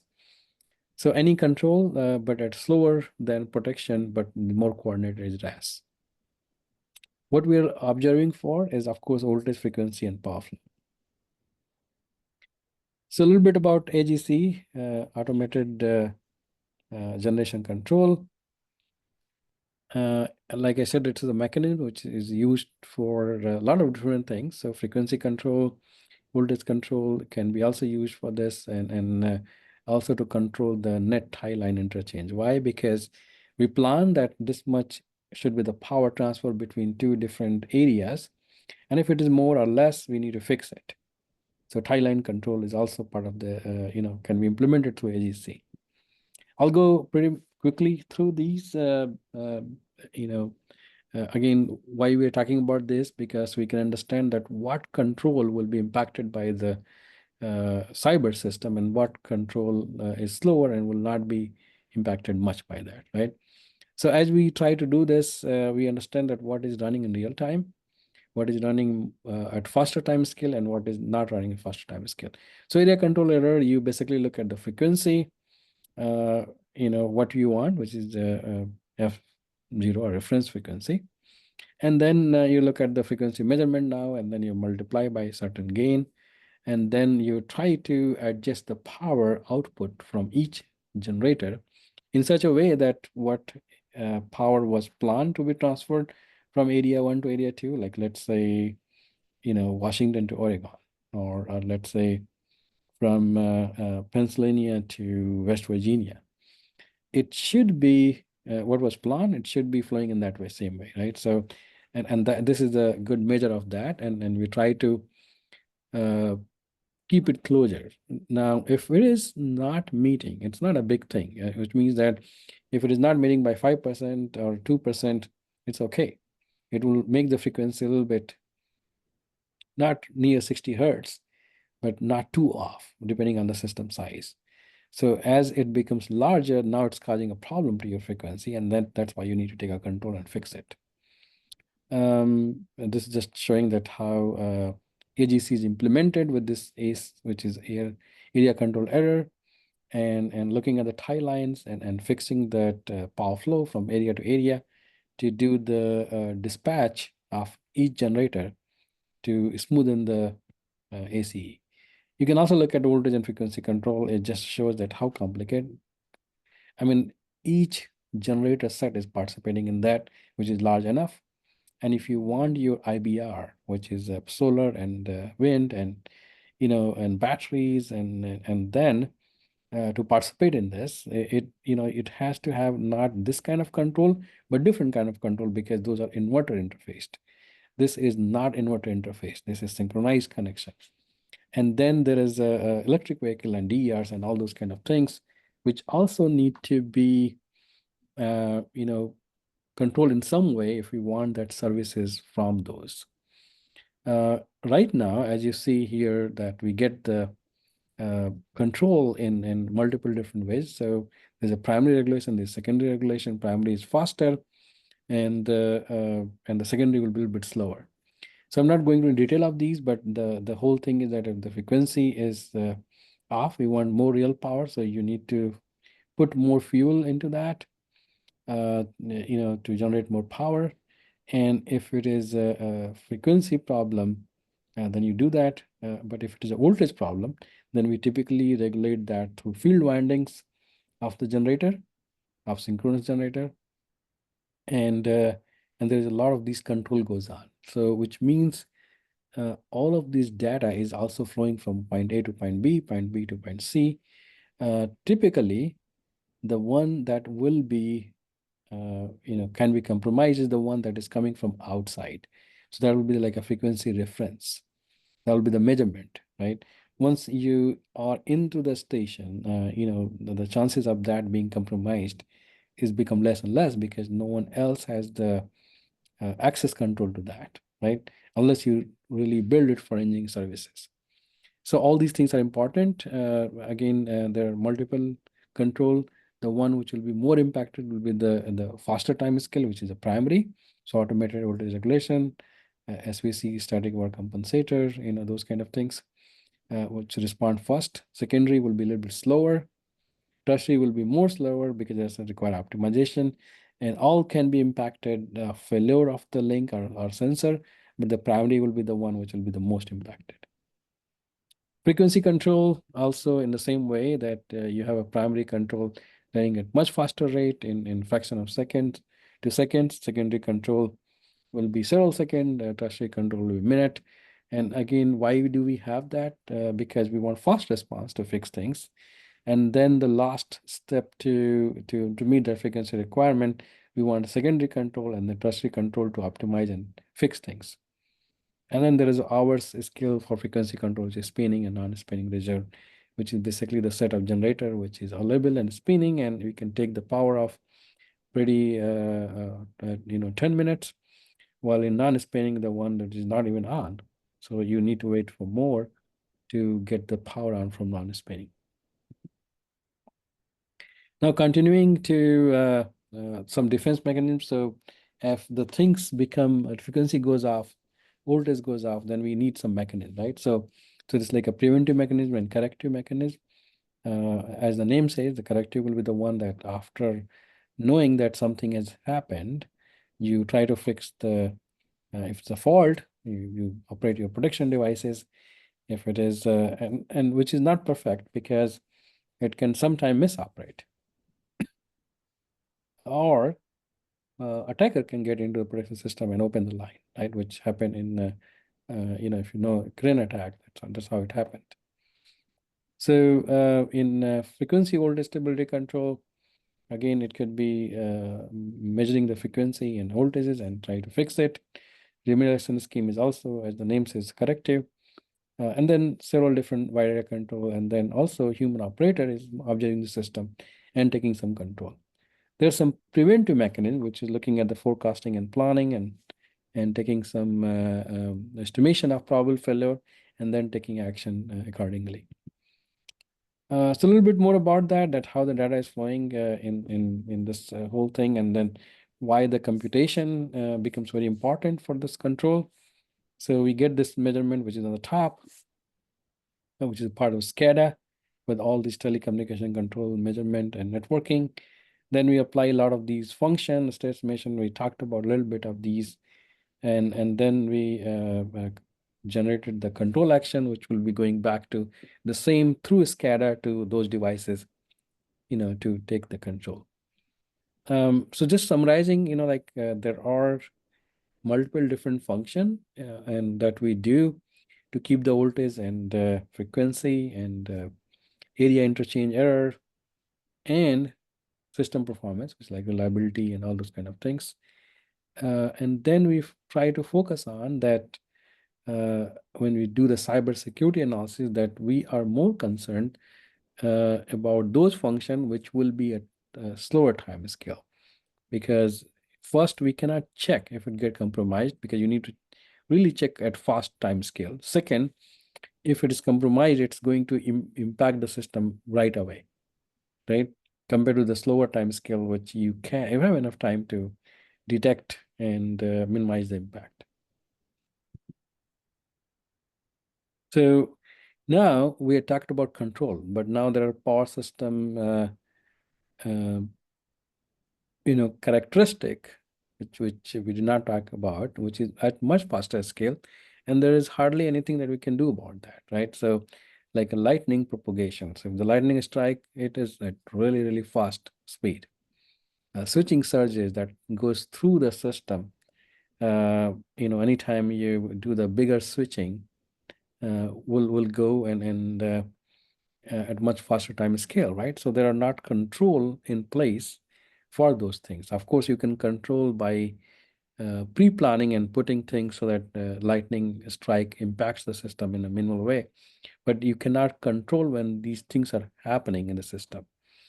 And then once you come to the transient stability, you can control in some way to minimize the impact. Again, those has to be put in advance. And once you come to the second or 0.1 second slower, now we do have a control which will control the low frequency, which will control the transient stability and other system dynamics. And then, of course, once you get to planning, then we do control that. So these are the things that like a wave effects, which is fast dynamics, lightning caused by over voltage is really, really fast. You can't control much. Even if you make the cyber communication network speed very fast, we will not control that. Switching happens also very fast in millisecond. Fault protection 100 millisecond to few seconds. Electromagnetic effect in machine winding is around millisecond to seconds. And then the stability is now you get to the cycles to seconds, and so on. And again, this timeline is very important for designing our control and designing and putting the requirement on the communication networking and applications. There are multiple tools at different, basically different broader area of function that we do, like planning and operational tool, which we talked about, SCADA, AGC, EMS. And market is something else, which also requires, looking at our requirement for communication, computing, and all those kind of things. And this one is showing the power flow and the money flow, the way with all the different stakeholders. In terms of computing and control for other applications, we only talk about mainly on EMS, which is transmission system. But you do have interconnection level, which is Eastern, Western, and Texas interconnection. Then we have ISO control area and distribution utility, then microgrid and building facility level, and then home level, and then finally appliance level, right? So each of these has its own management. And that also means that each of these comes with its, if it's in place, comes with its own communication computing requirement. Now, understanding this hierarchy is very important because it also tells me that who can control what, right? For example, ISO cannot control the distribution utility assets. Also, they cannot control the inside house and appliances if there's no control mechanism in place and demand response in place, which agreed to that. So power system state, we typically want to operate in normal, but we can go to the alert phase and then emergency phase, and then blackout. Some of you have been through blackout. and then we want to do the restoration and come back. So all the monitoring and control in place is basically telling us the same thing, that are we operating in normal mode, which is all the load are met, voltages are good, there's no overloads, cost is minimal. That's what we want to be typically. But if anything happens and you go to the alert mode, we want to come back as soon as possible through these control mechanisms and application. And that's where the networking, communication, and computation is going to help us to get there, because that's how we generate the control command. Either it's autonomous or it's through control center, which is optimal. And emergency is something that we don't want to be, because at that time it's hard to come back without restoration process, right? And once you get to the blackout, then you have to do the black start and then come back. So again, the whole purpose of all this communication, sensing, and computation is in place to to move the system state into back to the normal, either going through restoration process or directly. And then security assessment is done. We talked about security a little bit in the past, and then there's a lot of defense mechanisms in the place, which is evolving, emerging. So not only those that we talked about, protection RAS, but also how the microgrid can help, how the DRs can help, how the fast control can be placed there for demand response. How the islanding are basically taking out some part of the system to save the rest of the system. And again, as we try to build this new defense mechanism, it also requires us to develop and implement some of the control, which will depend on communication and networking and making it secure way, right? So here's the EMS, which is running at the control center, which is monitoring with different functions, analysis part, and then making it a better work with operation enhancement, and then finally decision. Similarly, we also have a distribution management system, which is looking at distribution system, which is not very well, monitored, and distribution automation is still making its way through. We don't have a higher visibility, and the scale is much more with even being a radial system. So in future EMS, we talked about, of course, transmission, distribution, microgrid, and all those things exist. But to do the better forecasting and variability, especially with the renewables, will be, one thing that is evolving and making it stochastic kind of thing. Demand response is evolving also. EMS and DMS is evolving, and so that new sensor technology and application like a phasor, either in distribution phasor or transmission. With again, how do we use the faster communication? A smart meter is installed for billing purpose. How we can make it for different services? DR installed for local, power balancing or community. How we can use to connect and help with the grid. Microgrid, which typically supply power to its own customer, can we use microgrid to reach to another critical load which is outside microgrid? So there's a lot to do.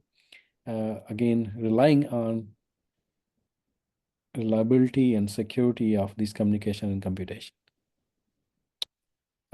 Here's another thing that we a little bit talked about, but here's a hierarchy. Of course, fork is at the top, and then NERC, which need meet regulation, but they don't own the asset. They don't operate the asset. And so that state legislature does not do that. Once you get to the regional reliability entity, they do get monitoring of the system, but still don't control it. And so that ISOs. So it will be control area operators or utility grid operator, which has the full visibility and control of the assets. All right, so I'll stop here. Maybe one or two questions, and then we can let Venkatesh share his slide and talk about it.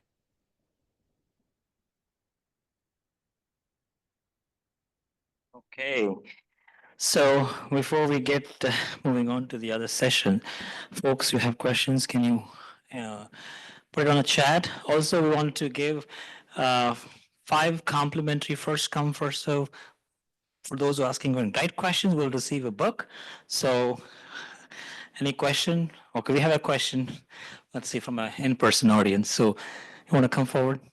I think it's Jaya from Pacific Northwest National Lab. She's a scientist there. Want to come forward? You can ask the question. Hello, Dr. Anu. Great presentation. Thank you for a lot of insights about power grid resilience. Here is my question. So there are emerging technologies and advancements in terms of direction. As a scientist or a researcher point of view, other than network perturbation or any input manipulations, what are the threat modeling mechanism that we need to be aware of in terms of facing the advanced technology for the detection like advanced anomaly detection, federated learning, and other blockchain mechanisms? Could you have any ideas on that? Thank you. Yeah. So, I mean, it's a great question. And I think that's what coming next. So session 3 is going to talk about security practices. We did talk about networking a little bit earlier, but as we try to utilize that, how to detect that, what is anomaly, and blockchain is just the one way for distributed, safety or data coordination. We are not talking today about that, even though we do have thoughts on that. But maybe that'll be a better question after the session 4 and 5, because we talk about security and different thing and how to apply machine learning to detect anomalies. Super. I think we can proceed in the other sessions unless I don't see anything on the chat. So, but folks who are listening in, you have think about getting a free $100 worth of book. So this is your chance to get a great question with a great workshop leaders over here. So the next speaker we have is Dr. Venkatesh Venkatramanan. He received his master's and PhD degrees from Department of Electrical Engineering and Computer Science at Washington State University in 2015 and 2019. He is currently a senior research engineer at NREL. His research interests include cyber-physical systems, security, data-driven quantification of resiliency, resilient systems, and smart grid modeling and control. Dr. Venkatesh, are you there? I am. Hey, folks. Sound check. Can you hear me? Yeah. Before you start, I think we have one more question, Williams. What is the question? Do you know? So Yeah, the I can question see it. is, you can see Dr. Anurag? Yes. So it's about centralized control or restoration or cyber defense, right? So I think cyber defense, doing it centralized will be tough because you need to respond pretty quick. But it depends on the system size. So if it's a microgrid, we can basically respond to that because centralized is still fast enough because you're not taking the data to the control center for long distance and making a decision on that. But if it is a whole transmission grid, then having a centralized defense will be challenging. Now, if the centralized defense is supplementing the distributed, kind of detection and those kind of things, then for loss system, it will be better, or federated will be better. So I think, the answer is not simple, but again, I think this is the question after section, all the session from Venkatesh, because he's going to look at some of the defense mechanism practices. Thank you, Dr. Anurag. Again, for those who asked the question, make sure that you put your name so we can track you to get you a copy of the book. There's one more question. Okay, can you find what is the question? I can't read from here. Yes, so this is about a lot of components are interconnected together in this cyber physical grid, and some are following communication protocol and some are used for transferring power, set points, and control signals. So the question is that real-time control, what kind of cyber resiliency approach you would recommend so that information exchange might be safe enough? And again, I think this is a question for later.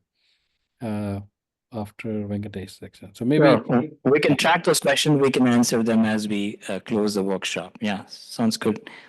We'll come back and answer your question, whoever asked that question. So we'll continue with our next speaker, Dr. Venkatesh. You can proceed sharing your screen. Thank you, Prakash. Good afternoon, folks. And Prakash, if you don't, thank you so much for your invitation, and thank you for the audience. A quick question. I just wanted to do a time check. Should we plan about wrapping 3 p.m. Central? It is my understanding that it runs till 4 p.m., right, Dr. Anurag? I yes. think So you have like 3:40. So you Okay. have like next 1 hour 40 minutes. All right. Okay. so Sounds whatever good. you can do, I think yeah, sounds good. Great. So I hope the audience have had a chance to refill their coffees, and we soldier on ahead into session 4.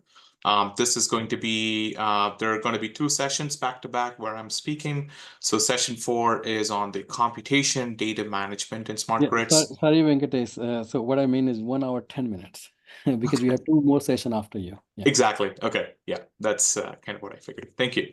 And then in the next one, we're going to be talking about the security principles. So I'm glad and happy that the audience are already asking questions about the security principles and the various approaches that we would talk about. So these sessions are tailored in more of an introductory fashion. The aim is to give a basic good understanding of all the fundamental principles in this domain. And then we will also take the opportunity. I think the audience is quite well informed, and I'm guessing by the quality of the questions, I think there's also opportunities to speak sort of ad lib about a couple of research avenues and open research questions in this space. Also, quick check on the presentation. I'm hoping you're seeing the full screen and not the presenter view for folks in the room. Okay, unless I hear. We're good, we're good. Perfect, thank you. All right, so getting right on. One of the things about smart grid, and I know we've heard Barry talk today. We've had Andrew introduce his thoughts on the domain, and Dr. Anurag talk about the different power system aspects, and talking about the specific communication and data computation requirements. These are very specific to the smart grid. And again, this was something that Dr. Srivastava talked about. The power grid can be considered as the biggest man-made machine in the world because it is operating together synchronously. It is operating together all at the same time, and it is spread across a wide geographical area. So the technical challenges are quite unique, and they are not replicated or seen across any other domains. The first thing, one of the unique specificities is that the ubiquitous exposed infrastructure. And what that means is your infrastructure is distributed. And again, as Barry mentioned in his talk, the Metcalf attack in California was a piece of equipment that's out in a substation.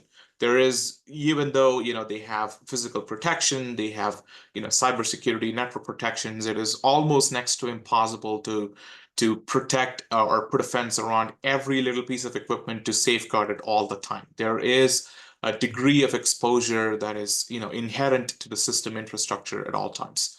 The second piece is the critical nature of the real-time data monitoring and control. Again, because all of these devices are operating together synchronously, real-time monitoring and real-time control are key. There cannot be a power grid operation without real-time data monitoring and control. The third operation, or the third unique characteristic, as we again talked about previously, is about wide area information coordination and sharing. For example, again, this was something that the previous speaker refers to. If it's the Western interconnect or the Eastern interconnect, things that happen in the Western Washington area will have an effect in California. Or if California has to see a load surge, you would see a response from Oregon or Washington, and that is also the case on the Eastern Interconnect. Tennessee and the Northeast Corridor are all connected. So it is critical to have the wide area coordination and information sharing. So the requirements to actually address these specific unique challenges for the ubiquitous exposed infrastructure, you need to have secure and reliable computing. You need to be able to trust your edge devices or your end sensors to be able to make decisions. For real-time data monitoring and control, you need a good infrastructure for data collection, communication, and control. And in order to ensure that the wide area information coordination functions as needed, again, the key word here is the wide area secure information exchange. So that is something that just comes with the domain. And finally, the last point here is visualization. You need good visualization for the operators to actually understand which piece of information is key and how that information can be used to drive better decision making and better analysis. So this is, I know it's a busy slide, and again, we've talked about pieces of this previously, but computing is essentially embedded inside the overall operation across generation, transmission, distribution, your home level. Even though, you know, all these different components don't quite have visibility into each other, the sensing that happens at all of these, you know, places are in effect a computational process. For example, with smart meters, there is some amount of computation involved in terms of billing and computation that enables the smart meters to send signals back to a central distribution authority. Things are more clear on the transmission and the generation side. Computing is critical to ensure that the generators dispatch the right amount of resources, and then the transmission is managed appropriately to avoid overloading or underloading the lines. So the key point here is that computing is ubiquitous and embedded across the whole smart grid infrastructure. This again is talking about where computation is key across the overall infrastructure. So again, the electricity market is a key principle that actually drives the need for computation across the overall system infrastructure. One side of the computation puzzle is definitely the safe operation and the need to make sure that the synchronicity is not lost. The second half of that puzzle is ensuring reliability, and markets are really a reliability engine to ensure that the loads are served appropriately and the reliability criteria is met. Reliability in this instance is basically ensuring that the power that is delivered to you, the end customer, is at the right frequency, is at the right voltage, and is able to serve your load appropriately. In terms of the, you know, starting at the very bottom, you have the generation, transmission, and load. And all of these feed together into the energy management system. We've talked about a few of these components. Dr. Srivastava talked about AGC, automatic generation control. We also talked about state estimation. The other pieces here, you know, contingency analysis, security constrained unit commitment, and security constrained economic dispatch. These are, and security here doesn't really, you know, refer to cybersecurity. It refers to security in the power systems peak, where security is a terminology used to ensure the reliability of the power supply. So it ensures that all of your loads are being served appropriately and continuously. So all of these mechanisms, all of these algorithms are essentially compute algorithms. And then there is a lot of data requirements that go into these processes, which is a notion of which we will explore in this talk now. And moving ahead from the energy management system, you also have your business management system. And this is where we go from the energy reliability equation to the actual you know, billing and dispatch and the economics behind the operation. So you have your long-term contracts between your generation and transmission agencies. You have day-ahead schedules for your markets. You also have hour-ahead adjustments. Again, as was referred previously, the power system is a very dynamic system.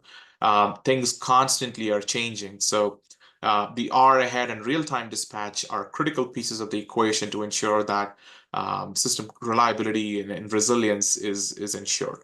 And finally, you have the market participants, which is sort of the overall top-down structure. So again, compute is a critical piece of the overall puzzle, and it's embedded across the overall system equation. We did not, really address SCADA in the previous slide, but SCADA is a whole piece of its own. That is again one of the cornerstones of what data computation is doing in smart grids. And again, focusing just on the electric power, but also taking the opportunity to compare and contrast with other critical infrastructure systems, such as your oil and gas systems or your transportation systems. This table is basically showing you where SCADA is present. So I would like to draw your attention to, hold on, see if I can do that. There we go. Okay. So I would like to draw your attention to the input and control variables on the applications. For the electric power systems, your SCADA variables are typical. You would expect voltage, current, frequency, your reactive, active, and apparent powers. Your controls are, again, not just restricted to switching devices, but switching devices are what you would sort of immediately think about when you can, when you think about controlling the power grid, controlling the power flow. These are all of, well, not all of, but these are a subset of the, computation engines that are actually powering the power grid. So the energy management system, the distribution management system, substation automation, and inside these platforms or inside these components, there are additional processes that run that help the overall system function. But if you were to draw an analogy to the traffic system, for example, your input variables about how traffic's and roadway sensors, there are CCTVs, there are V2I, so the vehicle to infrastructure communication systems, GPS systems, and then in terms of the application, there is the lane control system, incident detection and location system, predictive modeling. So the point here is that compute happens, for example, the computation happens across the overall span of the network, but then the key with the power grid is the compute happens at real time and at every single edge point in the network. So that is really, what we will be highlighting in the next few slides here. Moving on. So talking a little bit about the data format. We've talked about how compute is embedded across the system. We've also talked about how compute is integral to the overall system reliability and integrity. And talking a little bit about history, again, we know we've revisited from the 70s to the 80s to the current state. EMSs, energy management systems, especially the very initial versions, they had very, very application-specific proprietary file formats. An app here, or the application here, refers to things like, unit commitment, OPF, the optimal power flow, state estimation. For a long time, EMS had very specific application-specific file formats and data management structures. So, your column-oriented files, fixed width, tab separated, CSV type files. And then with the, deregulation, once that kicked in, there has been an increased incentive for utilities and operators, vendors, and ISOs to start working with each other and move away from custom software and data formats. So interoperability is really the key. And starting from the early 2000s, we'll be talking a little bit about standards in the following talk. There has really been a push towards interoperability and ensuring that data formats and compute requirements are consistent across different utilities and regulators. Where problems really started to arise were when you needed to share data between different vendors, or even sharing data between different versions of the same software, because then if there is no standardization, if you were to move from version X of a software to version Y, and then you're unable to read and move over your configurations, then that poses a problem. Even, and especially in critical infrastructure where reliability is the key consideration, you will run into a problem of, downtimes will essentially get people fired or might even put lives at risk. So sharing data and ensuring interoperability has become a very key consideration. So how do we address this problem? One is we can maintain multiple copies of the same data in different formats, right? So I can have my data in format X, or compatible with one particular software and then have multiple other formats. But then you're running into this problem of having to maintain multiple copies and update every copy every time, which sort of leads to the second point, which is store the data in a format that is compatible with every piece of software. But then again, you might have to lose some of the app-specific data, and then you have to lose precision. You could also store data in a single, very highly detailed format, and create software to convert between these two. But again, leads to a lot of additional effort and time in terms of guiding these developments. And finally, you can have highly detailed format that is compatible with every application. So all of these are potential solution methodologies. And then there is specific requirements that are now being driven to ensure standardization across formats. And we'll be talking about a couple of different data formatting methodologies and that are fast gaining adoptance and are being used currently to create and minimize the disruption in terms of moving from one platform to the other. The first one in this, again, we go into a lot more detail in the book, talking about XML data formats, UDF, RDF, but talking very specifically about the grid examples here. We focus on two different data formatting methodologies. One is called CIM, or Common Information Model. For further details about what the UML looks like and how this has evolved over the years, please go back to the textbook. But the CIM is essentially an evolution from the UML data formatting structure. So it creates an implementation agnostic model that is used across different electric utilities. It's more common in Europe, from what I understand. For example, if you were to model a breaker, which is a circuit breaker, a very common grid component, the mechanical switching device, which is capable of making and breaking currents, you have a model of the breaker that is very detailed. So you start off with some sort of a data object. Sorry, I'm going to try to move my Zoom window. There you go.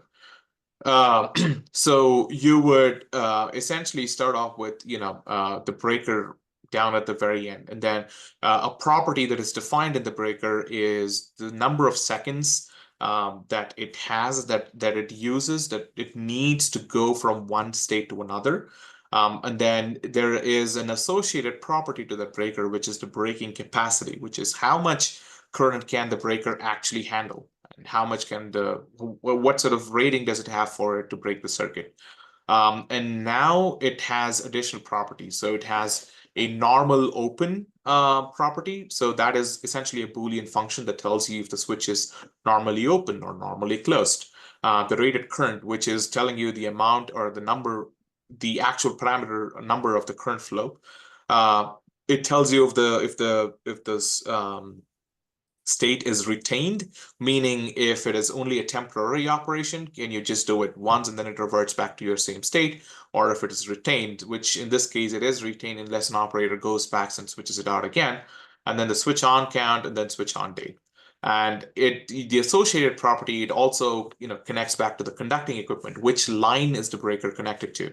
Which equipment is that connected to? What is the power system resource that is isolated from your circuit if this breaker is activated? And finally, this is the end object. This is the common information model. The CIM model for the circuit breaker is going to give you all of this information in a very structured format. The other very common data formatting methodology is IEC 61850. IEC is a standard setting organization. And 61850, we like to use numbers and acronyms in the power industry, which doesn't really helps us keep us all in a job, and helps us understand, helps us keep us all grounded. But the 61850 is basically the standard for defining devices within the substation automation and how they interact with each other.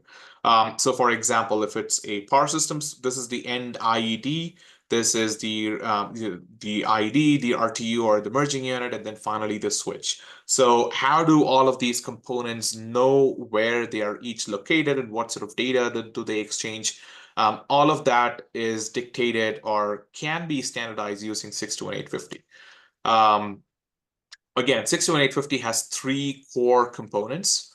One is an object model that describes the information available from the primary equipment. For example, similar to what you saw in the circuit breaker example, it has a data class, it has the data that is associated with it, and it also has a definition of the service. So for example, if it's a circuit breaker, it tells you what type of data class that is. It tells you what is the switch on or switch off, and then it provides you a list of services that the breaker is actually carrying out. And this data management or this data format is defined independent of the underlying protocol. This is a very key point because otherwise, and we will be looking at a specific example in the next few slides here, but otherwise the definition of what data is communicated was usually reliant on the underlying protocol. 61850, on the other hand, aims to standardize the data definition, and then you can superimpose your protocols on top of that. So the other component, the second component of 61850 is a specification of the communication itself. So this is what maps the services to actual protocols. So 61850 offers various communication protocols, Goose being one, MMS being another, sample value. So it offers a suite of communication protocols for specific applications or specific services. But the 61850 data management platform is the one that actually defines what the communication between these IEDs need to look like. And finally, there's a configuration language that, again, provides a standard way of exchanging information between these components. So what does this all look like in terms of an overall substation? So this is, just basically a 61850 enabled secure substation. So there is a process bus that is connected to, that all the equipment or all the devices in the substation is connected to. Let's say you have a relay, you have a meter, you have HMIs, and then you also have sort of legacy IED devices. The good thing with 61850 is that it also there are also 61850 wrappers around that you can get. So the legacy IEDs can essentially communicate to the 61850 wrapper, and then that allows you to talk to these devices also using the same substation bus. And now the relays, the meters, the HMIs are all aware of what devices are on the network. And then they also have a standardized methodology or a standardized language to talk to the other devices. So if the meter detects, say, an overcurrent, then it has a standard way of sending a message to the relay. And this ensures there is interoperability. So even if, again, going to throw a very wild hypothetical, even if the meter is owned by a different utility and then it has to trip a relay that's across the state borders at a different time, or owned by a different entity, they can actually, if they both use 61850, they can actually talk with each other. And it makes the overall process of communication much simpler because both devices know where the other devices are, and it provides a standard way of interacting with these other devices. And you can also have, 61850 that goes all the way to your control center. So, information gets transferred to the gateway, goes over a secure internet to a remote operator, to the other secure substations, or to the control center. So this is, like I said, an example of comparison between DNP3 and 61850. So if it is a DNP3 or other similar protocols, let's say your configuration file would look something like this. You have an IP address that is standard, and then you have, let's say, phase A's voltage. This is from a meter or a sensor. And then that is usually, just an analog input or an output signal, right? And then the analog input would be defined by the number of pins that are available on that specific meter. Let's say you have 32 pins, and then AI 27, the analog input number 27, is the phase A voltage, and breaker status is the digital input number 59. So in order to make sure that this device is able to communicate with another device, the other device needs to know that analog input 27 is actually phase A. Like, you need to manually map those different devices or those different data protocols together, or the formats together. And then the assignments are very project specific. So I can, let's say, plug in my phase A voltage from the CTPT to a different pin, and then this whole definition would change. So these are very project specific, and it does not really have any restrictions. And there are other kind of drawbacks that are kind of obvious from the sort of manual configuration that you see here. But in terms of 62850, again, I'm skipping over a couple of details in terms of what what it actually looks like. But then you have a standard definition file called the CID file. And let's say if you were to take the CID file of an ABB relay, the phase A voltage is mapped onto a specific data field instead of just a random pin that's in the actual device. There is also it's also similar to the actual breaker status. That's that's maybe an input or an output. So in this case, it is very obvious that the data exchange is based on functional names. It's kind of it's not plain English. You can't really say circuit breaker 1's the status, but then there is a way to actually decode what this actual data field is, and then we will get to that in the next example. But then you can see that these are functional names, and then these are exchanged per the constraint in the .cid file. And these are, once you look at the specification, these are self-explanatory. And then they also have other attributes. It also gives you the opportunity to have other attributes such as timestamp, measurement units, quality, flags, and data flags. All of these can be built into the 62850 configuration. So this is the actual data format. So let's say it has 4 components or 3 components, but then 4 attributes. So it starts out with a logical device. So that could be a relay, it could be a meter, it could be a transformer, and it could be whatever device is basically that is the first piece of the data format. That is the logical device, and then this is the logical node, and the node here refers to what the position of the device is in the overall network. So in this case, it is a circuit breaker. And then this gives you the data or the actual parameter value. This would say, for example, 0 or 1 or on or off. And then this is the attribute. This is a string value. It could also be an integer. It could be a float, or it could be any other types of attributes. But then if you were to look at a specific example, this one, in this case, it is a measurement unit. And then this is the actual measurand. This is sort of an optional field, but you don't have to have a functional constraint.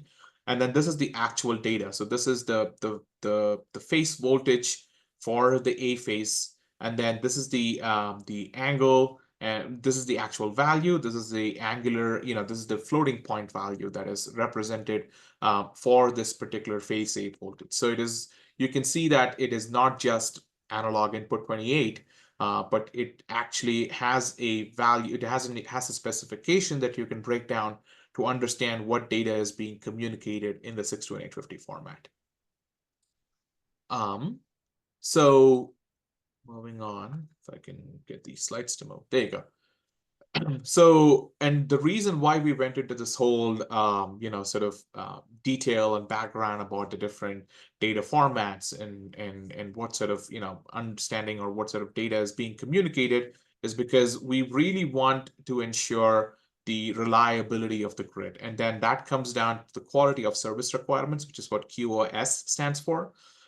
Usually when you talk about quality of service, even when you're connecting to a network like the internet, you're talking about bandwidth, latency, the rate, the availability for that particular network.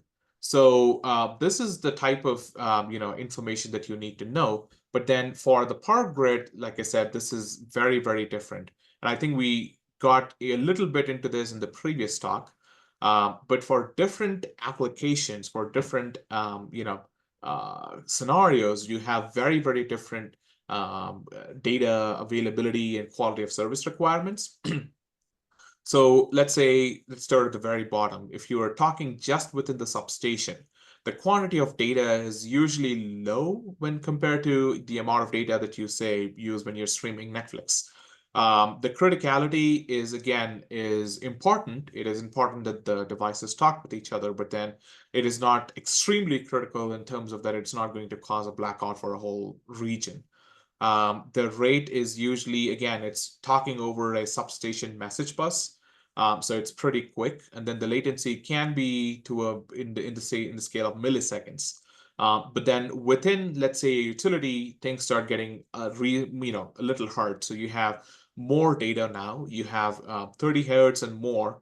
You have higher latency requirements. But then if you were to bump it up all the way to the number 5, which is the sort of the hardest difficulty for wide area coordination across multiple ISOs, across multiple RTOs, the quantity of data is very, very high, often in the range of gigabytes, or maybe even a few terabytes over a period of time.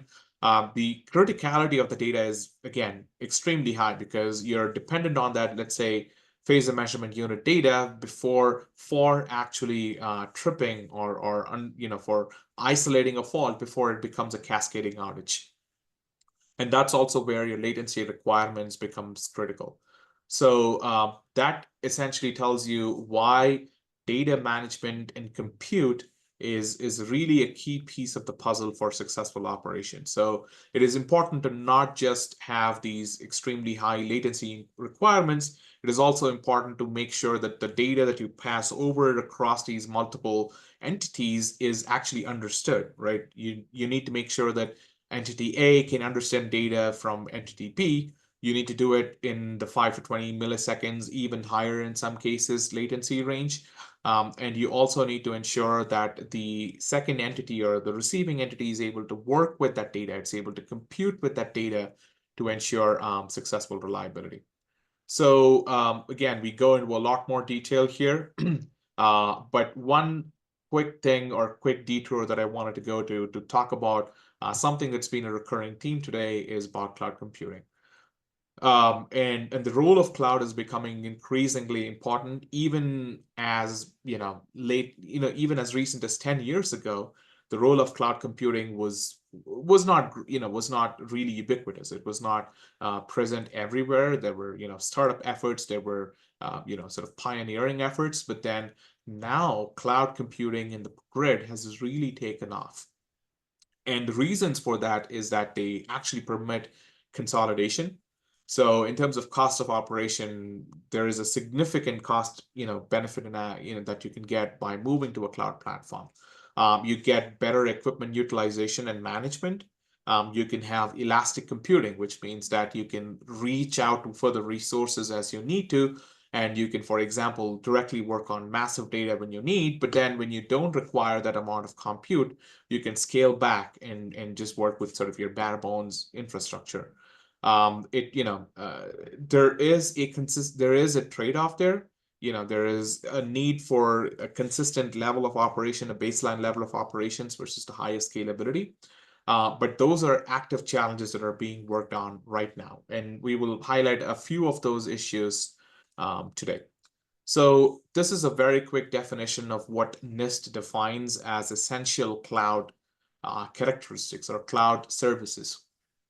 One is the on-demand service nature, which means that the user can actually, reach out to the cloud provider or, have directly work with the cloud provider through a HMI or something, and then access more resources as they need to. You don't need to go, dial or get somebody on the phone before you get access to the additional resources. It is facilitated through an on-demand self-service portal.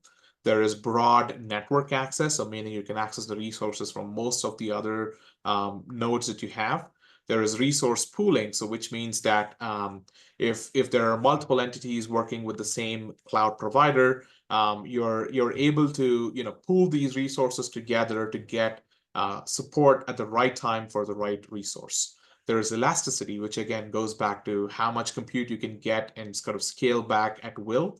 And finally, there's the notion of measured service, which means that you're only billed for what service you avail. So if, for example, I'm only running the sort of massive, gigabyte worth of processing once per day to do my, day ahead load forecasting, for example. I would only be billed for my compute resources for that particular time and not for my rest of the services. If you compare that against traditional infrastructure, it means that you would need to have pretty much a HPC on site for a compute that only happens, say, 1 hour per 24 hours, right? But then with cloud compute, you can see where those savings really start rolling in, because with measured service, you would only be billed for that 1 hour of compute and not for the 23 hours of idle time that you have on your system. Some of the risks that that we might want to highlight here, especially talking from the cybersecurity point of view, is obviously security and privacy. There is the vendor lock-in. Again, we've talked about Google Cloud and how Google does not really know or might not know, what criticality of data is being communicated over Google Cloud. And then there is also the data lock-in. So if your data is stuck with the vendor, they might actually own that particular piece of information while you would prefer that you would own it, which is the case with most utilities and ISOs. The APIs might not be portable. So if you were to do a hybrid cloud deployment, I don't think we actually talk about the different types of clouds. So I'm gonna not talk about that for a second. But then there's private, public, hybrid cloud, and enterprise cloud. But then if, for example, you're doing a hybrid cloud deployment where you have the ability to use a public cloud infrastructure, Amazon, Google, Microsoft, what have you. But then if you also have a private cloud, which is, let's say, run by the ISO in support of all its utilities, you might want to have, ensure that the APIs that are talking between these different two cloud instances are actually portable. And these are some of the other risks, such as isolation failure. What happens if your cloud instance were to fail and then you're left with your bare bones compute infrastructure? What happens if your management interface is compromised? When you need that additional elastic resource, if you're not able to do the self-service, what would happen in that scenario? And what would happen in terms of insecure or incomplete data deletion? So, if you're doing a critical post-event analysis on the cloud, let's say you're doing massive data analysis of PMU data to understand which particular generator is causing an oscillation. Again, random example. If the end result is a system vulnerability that is highlighted, you want to ensure that that is only available to you or to the entities that you choose to provide that information to, and not as things that are accessible to the cloud provider or to the public or other malicious entities. So some of the risks here, which are again, like I said, active areas of research. There are several projects underway at different national labs. Cloud Zero project at Enroll. There is also projects over at Idaho. So several people are working on de-risking the cloud environment as we speak. So again, this is another place where compute and data management is critical to handle the challenges that is oncoming in the grid of the future. I did have a quick example here. I think I do have time. That presents a quick overview, that talks about how intrusion detection and prevention happens in a cloud, or not a cloud environment, but in the smart grid environment. So this talks about not just the physical data. So you've talked about all the SCADA measurements, the voltage, currents, the frequencies. We've also looked at what sort of latency, bandwidth, and protocol requirements and what sort of data formats we use. The intrusion detection, I think, is one of the examples that sort of really brings all of these pieces together. And this is a quick example to showcase what sort of cutting edge research in this area would look like. So intrusion prevention is, multi-layered. It impedes access. It impedes for the movement. I'm sure, you're going to be hearing from Andrew about waterfall security solutions and about data diodes and so forth. Intrusion detection, on the other hand, is talking about alerting systems and anomaly detection methodologies. So if you can think of intrusion prevention, those are your outer wall, your inner wall, and so forth. But intrusion detection is, you can think of them as security guards to tell you that someone has breached those defenses, and how do they then get flagged as anomalies. So in terms of intrusion detection, there are, so that's again where we talked about intrusion prevention. We've talked about firewalls, physical access control mechanisms and so forth. But here we're really looking at intrusion detection. And a project that I wanted to highlight was a recent one that is funded by the Department of Wind Energy Technology Office, or the WETO office, and we call it WinVeasel for short. It's a physics-informed HIDS mechanism, which is a host intrusion detection system. So the way physics intrusion detection works is that it aims to combine knowledge from both physical information, so let's say your voltage, current, and other parameters, and your cyber mechanism, so your packets, your data formats, your 628, your data from DNP3, 62850 Modbus protocols, and what sort of information you can get from the cyber piece of the puzzle, and what can you get from the physical piece of the puzzle, and how can you use both of these to combine in a combined fashion to flag for anomalies and detect malicious behavior. So I have a link for this. This is a notional wind energy site network. Again, as I mentioned, this is funded by the Wind Energy Office. So in a wind site specifically, you would have, your wind site control system. I think Dr. Srivastava was talking about this. You have a physical network. You have a physical control system, but you also have a SOC, or a security operations center, which is the network operation control center. From both of these systems, you have different alerts that are different information that is coming in from individual wind turbine generators to your central control center. And the way you can use the way you can use both the physical information, so things like your pitch and yaw controls, your bird bat detection systems, and so forth. How can you combine that information with the cyber information, meaning what sort of protocol it uses, what is the latency, what do the header and packet information look like? Are there any new devices that are being added onto your network? How can you combine both of these together to actually flag for anomalies? A few ideas is, you can use a combination of these together to ensure consistency across different sensors.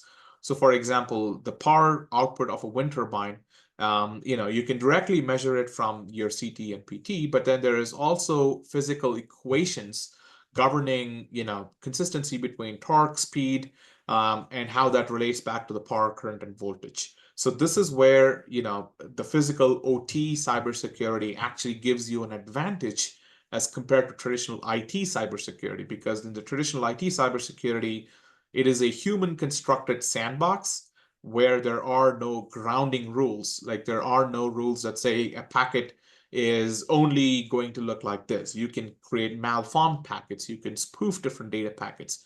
But then in terms of physics, if a machine is rotating at a particular speed with a particular torque, it is a given that you will have that particular amount of power or current or voltage. So looking at the consistency between the different data packets that look at the power independently and then the torque and speed independently is a way of ensuring consistency between these two data sources and data platforms, and making sure that your system is functioning as needed and is detecting any anomalies before it leads to a problem. Again, there are other examples in this, like temperature, wind in the cell anemometer type applications and frequencies. But in the interest of time, I'm going to keep moving on to the next one. Again, this is a highlight of data-driven decision-making tools to support operators. Let's say if you're looking at the physical data, you have things like PMU, CTPT measurements, breaker status is a relay operation. In terms of cyber data, you have PCAPs, net flows, IDS alerts, and different logs from these different systems. So what happens is, if you can combine these together, you can create a system where it helps you not only look at the physical separately or cyber separately, but then you can combine these to do a set of, domino operations. So you can have anomaly detection, which can lead to alarm generation and classification, criticality ranking, because the cyber network can only tell you where an anomaly is, but it doesn't tell you if that anomaly is critical for your operation. And then with the combination of the physical and cyber data, you can also do event localization, detection, and ultimately you can help operators make better decisions in support of your system performance. Again, this is a big project that I will not really get into at this time. I'm happy to take additional questions. But then when you look at the overall data, this is specifically looking at PMU data. But then when you look at the data and assuming that it's in a common shared data format like the C37 format, you can use different machine learning based algorithms or data analytics algorithms like regression, DB-scan, or other algorithms to ensure that the data is consistent and is reporting at the time that you're expecting it to, and it is performing as expected. And then by using a combination of both the cyber and the physical information, you can flag for anomalies and detect problems and localize them before it creates a cascading event.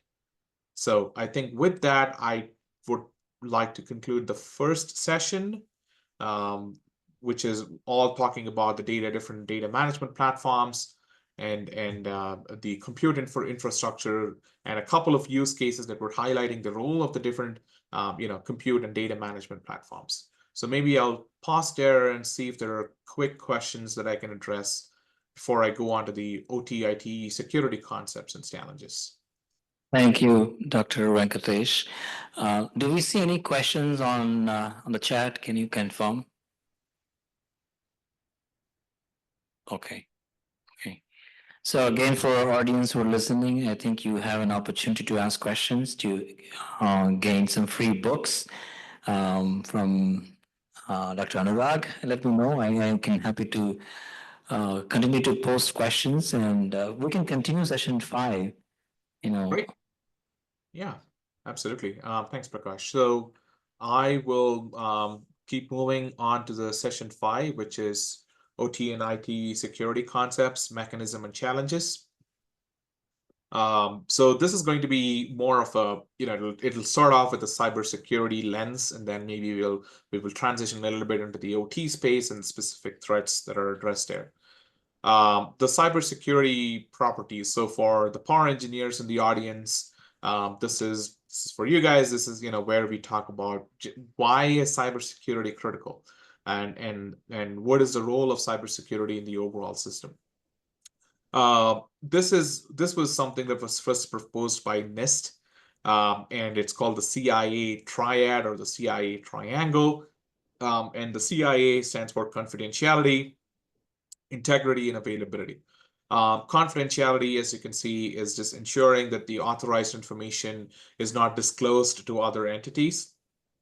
Integrity means your information is not manipulated in any means by malicious entities or even by innocuous means. Availability means that your data is available to you when you need to use it, and not before or not after. There is also other ways of defining these. You can use the DDD framework, which is what the control engineers use, like disclosure, disruption, and denial. Those are the 3 tenets that they propose, which is the same as CIA. And then there's also privacy, non-repudiation, and authenticity. But these are the core tenets of information. And I would also like to give a shout out to Andrew Ginter that you heard in the morning or previously. Andrew's book highlights, I think, 3 SCADA security principles, and one of his principles, or maybe the 3rd principle, is every piece of information can become an attack. So, and that is the theme that we will explore in the overall presentation here, and that is why CIA is sort of the core principle or methodology that we would like to use to define or understand why information is actually useful. The security properties, just to give you an example. I know there are a lot of grad students in the audiences, but if you have student grades, for example, it is important that only the student or instructor see the particular grades, and then the grades need to be, the integrity of the grades here is that it needs to accurately represent your homework or test course. It should not, just pop up out of random. The availability means that I know every student is anxious to see their scores when it is available, not a year after, right? So those are the three core tenets. And then the authenticity is you need to ensure that only the instructor can assign grades and not another person.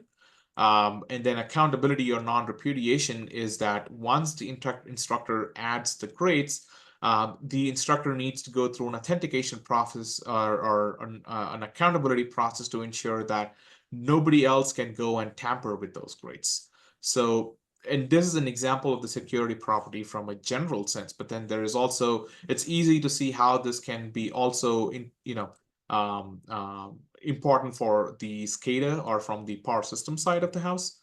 Let's say if you have a SCADA system, typically for the power grid, we've tended to grade confidentiality on a lower scale than integrity and availability. So it is more important, especially let's say from the bulk power system example perspective, rather, that your data is high integrity, that nobody can tamper with the data.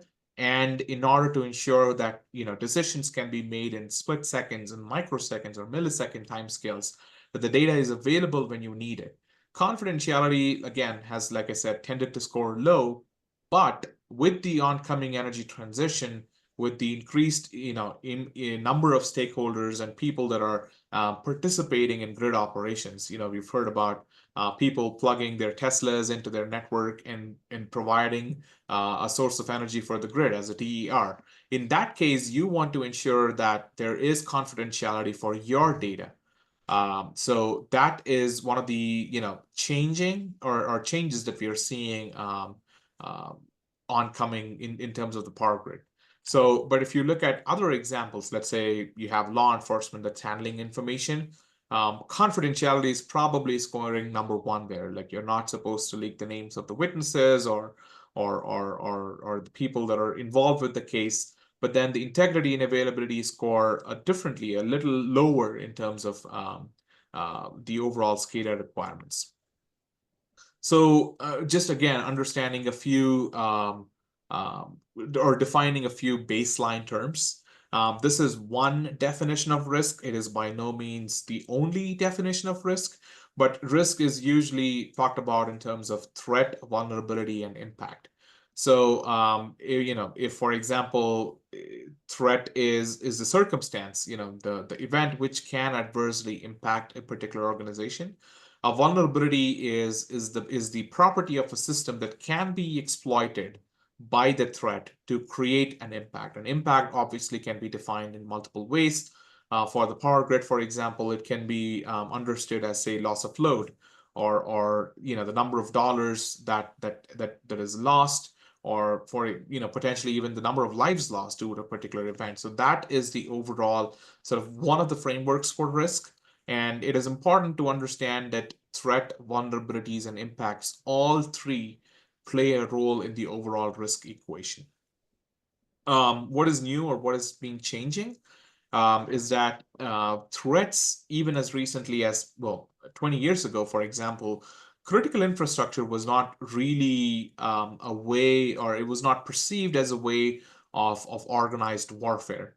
But with, say, the Russia-Ukraine conflict, the threat, or the potential for nation state actors or other malicious actors to look at critical infrastructure as one of the ways to cause harm, it has increased the threat, the threats have been increasing against critical infrastructure, which has led to a focus, or increasing focus in reducing the number of vulnerabilities, but then they almost never go away. But with the increase in threats, there is also the increase in impact. So that is kind of what that is the framework that we'll be using to frame the rest of this conversation. So the growth of threats in recent years, one of the things that I did want to highlight is the increasing role of advanced persistent threats, or APTs. And APTs, for example, the newer ones that you would probably hear about is, let's say, Volt Typhoon. And this was something that Microsoft had flagged, that looked at nation-state actors having access to critical infrastructure devices on the US power grid. And again, this is not just restricted to the US. There could be other, sort of nation-state actors that would use critical infrastructure as a way of waging warfare. So the advanced persistent threats no longer look at a specific device, but rather they play the long game. They use zero-day vulnerabilities, or a chain or complication or combination of zero-day vulnerabilities, and they would have sophisticated rootkits to hide their attacks, and then they will perform heavy reconnaissance before launching an attack at the same time. And we will talk about an instance of this in the examples here. So this is in terms of the power grid, again, just looking at what we call high impact, low frequency, but then there is also the high frequency, low impact events. So I think I got these switched around. It should say high impact and low frequency. I was thrown off there a little bit there. But in terms of the power grid attacks on, cybersecurity attacks on the power grid, there are sort of lower impact attacks. Like, for example, you could just have like someone probing. You could probably pull up any number of threat maps and see the constant bombardment of attacks, or people trying to probe different networks of critical infrastructure. And then that is, standard, and, there's structures in place to deter that. But then when things start, going into the disruption stage, or concentrated DDoS, the denial of service stage, or data corruption, that's when you start seeing a real impact. But then when you have more and more types of, very sophisticated attacks, like nation state type attacks, where you need a sophisticated injection to manipulate a protocol, or you have data that, that is poisoned, but you don't really have an idea of that the data has been poisoned, that's when your consequences are very, very high. And that's where you have top level type of actors like nation states or terrorist organizations, or trusted insiders that have been manipulated into causing physical damage, or causing highly structured consequence type attacks. I know we've talked a little bit about vulnerabilities, so this is sort of a common understanding of what vulnerabilities are and where do they come from. Let's say, I think we've talked about how compute and software is ubiquitous across the overall smart grid infrastructure. Let's say, a modern EMS or a SCADA system has about 2 million lines of code, right? Estimated. And these runs on different operating systems, which again have a lot more lines of code. And each line of code, has a little number of bugs, things like how the memory is defined, or how do these, variables talk with each other, or, things like what sort of protocols exist, or what sort of protocols are used. So these bugs have estimated at least, a 0.1 software vulnerabilities per 1,000 lines of code. And then in those specific, in that specific bubble, you only have a tiny fraction of vulnerabilities that are known and patched. And then the other ones are completely known and unpatched. And then there are a whole new sample which is completely unknown, which are constantly being discovered year on year. And then there's not a good way to actually eliminate all bugs in software. There are methodologies that are being proposed, let's say formal methods, for example, that provide a way of verifying and ensuring that there are no bugs in software. But considering that it is very hard to deploy formal methods across every single device that is out there, it is almost inevitable that these are going to be a problem even going forward. The vulnerabilities are actually enumerated and defined in a format called the CVE format. It stands for Common Vulnerabilities and Exposures, and it was developed by an organization called MITRE. And MITRE also develops and provides CVSS scores, which stands for Common Vulnerability Scoring System. It uses data, it uses information from SMEs, subject matter experts, that grades the severity of the vulnerability and the criticality of the vulnerability. And this is not just for OT or cyber, OT systems. It's common for both IT and OT systems. So you can go up to this link here and then type in, any OT device manufacturer or IT device manufacturer, and then you can see a whole list of vulnerabilities that are known. What is the status of that vulnerability, if it's patched or unpatched, and what is the criticality of that particular vulnerability. I think I saw a couple of questions. I may need take a few here. Okay, based on the current slide of levels of attack, we can say MITM is more stronger than DOS. That is an interesting question. And I think we might have a slide later that addresses that question. But that is not necessarily true. In some cases, even if, you're, let's say, an integrity or a man-in-the-middle attack, which is kind of what the MITM methodology is based on. If an attacker is able to flip the status of the switch, you might still have an automated response mitigating against that.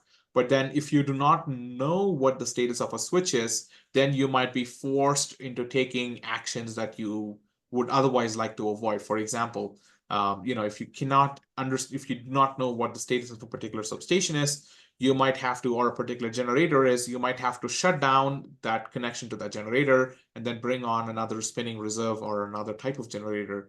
And that might actually cause more economic or more system reliability impacts than just somebody switching on or switching off a breaker at one time. So that is definitely, an interesting research question. And I think the answer is that it depends on the specific system state and the specific type of attack that is being executed. But good question. So moving on with our discussion about CVE and CVSS, this is an example of what a CVE would look like. You would have a CVE number that is defined. You have CVE, a year, a sort of a number that is being assigned. It is broken down into two different categories. You would have the base score, you have an impact score, you also have a timing score. But the CVE or the MITRE organization gives you a description of what that actually would look like. So for example, in this case, this is actually a patched vulnerability. So an attacker would not be able to use this particular information in a malicious means. But in this case, it highlights the Schweitzer Engineering software called the Accelerator Quickset. And if you were using a version before this 5.12.0.1, it uses weak permissions in its program files directory, which allows the local users to replace the executable files and then gain elevated privileges and then potentially manipulate your system operations. So and again, this is by no means to pick on a particular vendor or a particular component. If you would, like I said, go back to the CVE database and then you plug in any device vendor or manufacturer, you will be able to pull up a set of devices or a set of vulnerabilities that they've been discovered. And it is actually highly recommended that vendors basically share the information about their vulnerabilities, because it allows the users to actually understand what their risk profile is. Again, going back to the risk, without knowing what vulnerability exists, you cannot understand what the impact is going to be. So when the vendors disclose their vulnerabilities, you will be able to understand the threat, the vulnerabilities and the risk, and make sure to either patch the vulnerability or accept that risk and make sure that you have mitigative mechanisms in place. Let's just joke about how do attackers attack, and how this is. I don't think this is the case with the smart grid currently, but then with cybersecurity, the state it was even maybe 10 years ago, there was less awareness about what cyber risk tended to be as compared to now.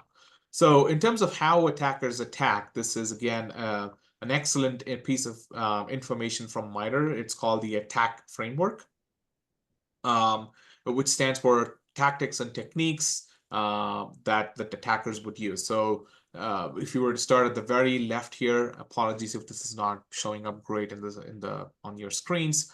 But then let's say if your attacker was to start off with initial discovery, which is the first step, and then they would go into persistence, which is to ensure that they are not kicked off of the network.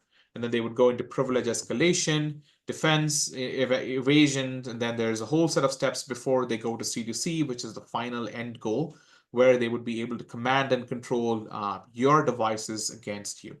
So there is a whole, sort of codified and formal methodology of how attackers would attack, and then there are specific malware that is associated, or things that are associated, or services that are associated with those individual steps. It is not necessary that attackers follow the same set of steps, sequentially, or even, they're not even obligated to follow each step at the same time.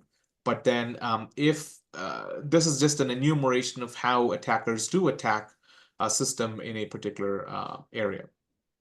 I will try to keep this brief with times of time. But this is basically telling you what different types of attacks can exist. And again, this goes back to the question. There's denial of service. There's eavesdropping, which is a loss of confidentiality. There is spoofing, where messages are sent from a false source, or malicious messages are being sent, or man in the middle, where all attacker can receive, alter, and resend data that goes into a destination. In terms of the grid specific examples, in terms of availability, there are different types of DOS attacks where you could use buffer overflows or things like SYN flood if it uses a TCP protocol. SYN is a particular packet that is key to the functioning of the TCP protocol. So if you imagine a bunch of devices basically being taken out, or availability of the device from a substation, then the operator at the control center would lose visibility over that particular device. Man in the middle, I think we've talked about this a little bit, where the attacker would manipulate a particular data before it goes to the operator. In terms of the overall smart grid attack surface, again, I'm not going to be walking through each one of these, but then the attack surface is ubiquitous, and it is present across the overall system. It is present from the generation systems through IEDs or protection relays. Wherever there is digital equipment embedded inside the system operation, you can pretty much assume that it is an attack surface. Again, shout out to Andrew Gintersbrook, and I think one of his 3 laws of SCADA security is that attack surface is ubiquitous. I might be paraphrasing there, but that is, essentially the message, that any digital surface can be used as an attack surface for grid operations. Couple of examples of cyber attack on real world infrastructure. This is sort of an example that is very famous. I think this is the first malware that was especially designed for ICS systems, or industrial control systems.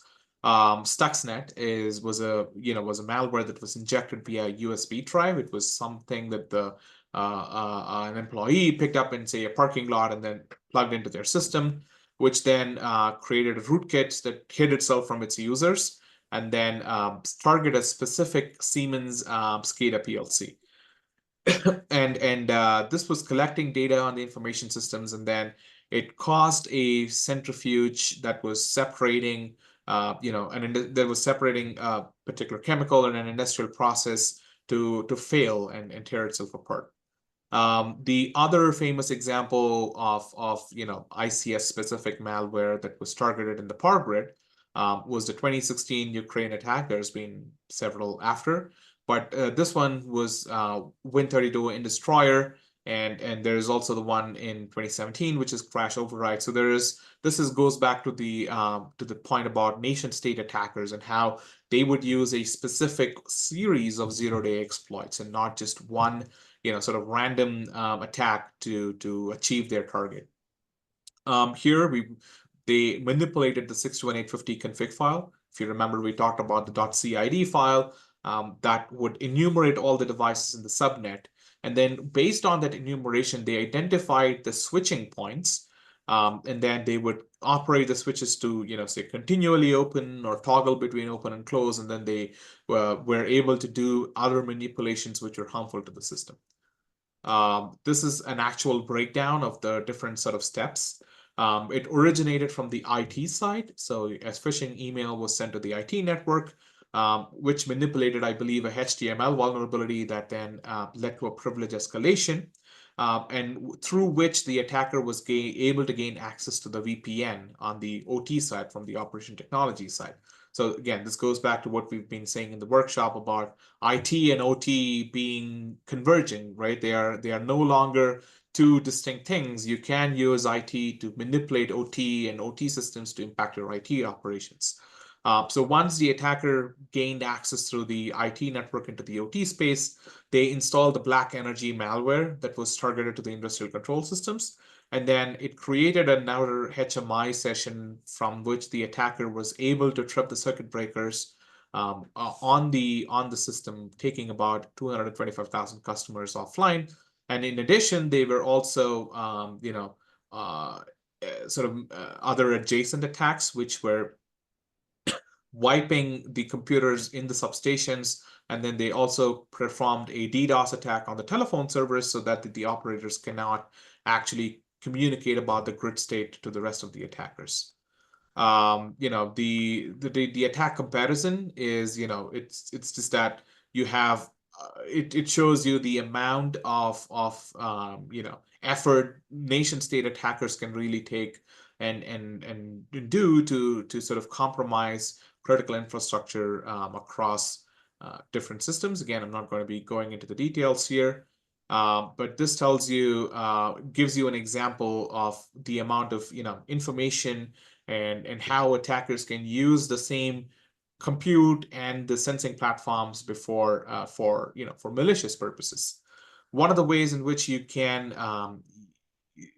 sort of protect against things like this is to simulate the same sort of steps in a test environment.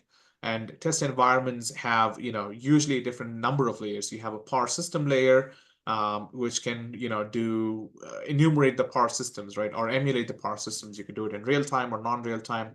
You have a sensor actuator layers with different types of sensors and measuring devices. And then you have a communication layer, and then you have a control layer, which ultimately highlights how all of these work together in synchrony for operations. So if you can, take this Ukraine attack and then simulate it on your test system, you can see an attacker would send an email with the malware over to the system, and then the email recipient would open that email, and then that malware just gets installed on their IT system. And then using that information, the attacker would then be able to gain access to the OT site. And then with that piece of information, they would be launched the second step, which is to analyze the IEC 62850 protocol to analyze all of the devices that are inside your network. So they would be able to get the enumeration of all the devices and then analyze what sort of information is sent over your Goose, your SV or MMS protocol. And then they would be able to manipulate the MMS packet to manipulate the relays and disconnect information, disconnect the distribution system or disconnect a particular section of the system from your overall power grid. And then that takes care of the control that, essentially take care of the control circuit breaker to isolate parts of your network. I think we will be talking about this even more in the next talk, but then there are resilience methodologies that help you prevent against these sorts of complicated or more sophisticated attacks. We will be talking about how once you have resilience at a specific point, if you detect your black energy malware is being installed on your system, going back to how IDS and IPS systems function. If you detect the black energy malware being installed, you can take a proactive cyber action, and then you can disable the malware and then avoid any sort of physical impact on your system. If your IPS or IDS system does not detect that malware, and then the attacker moves on to the next step, which is, they use the VPN to log into your system and then manipulate your device.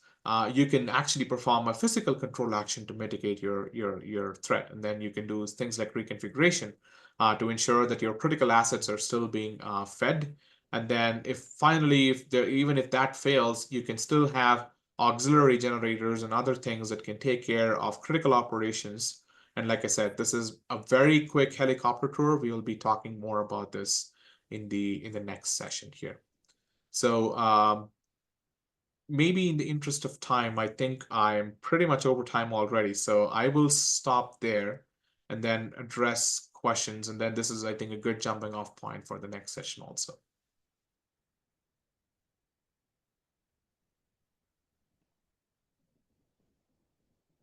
So over to you. I think the next session is yeah. Okay, so now, Doctor, do you have any questions there? Akshay, can you see? There are a couple of questions. Can you read? Can you open the chat and see if you can read the questions? So the question is, how do we ensure models, physics informed, works fine for unseen events for which we don't have real data? Also, what is the way to acquire or generate data for IDS or IPS if we are working with physics informed models? If I understood the question correctly, I think the question was how can we ensure that the physics informed methodologies are still able to properly mimic or are still accurate, right?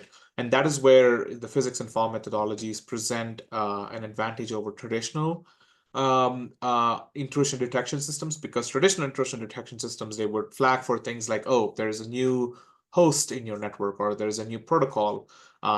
This device is talking more than it is supposed to, but then which are all things that you can manipulate, or you can spoof MAC addresses and so forth. But in terms of the physics informed machine learning or intrusion detection systems, your system performance is necessarily constrained by the physics. There is no way to manipulate things like the torque or the rotational speed, and how that would impact the power operation. So that is where you can correlate these two different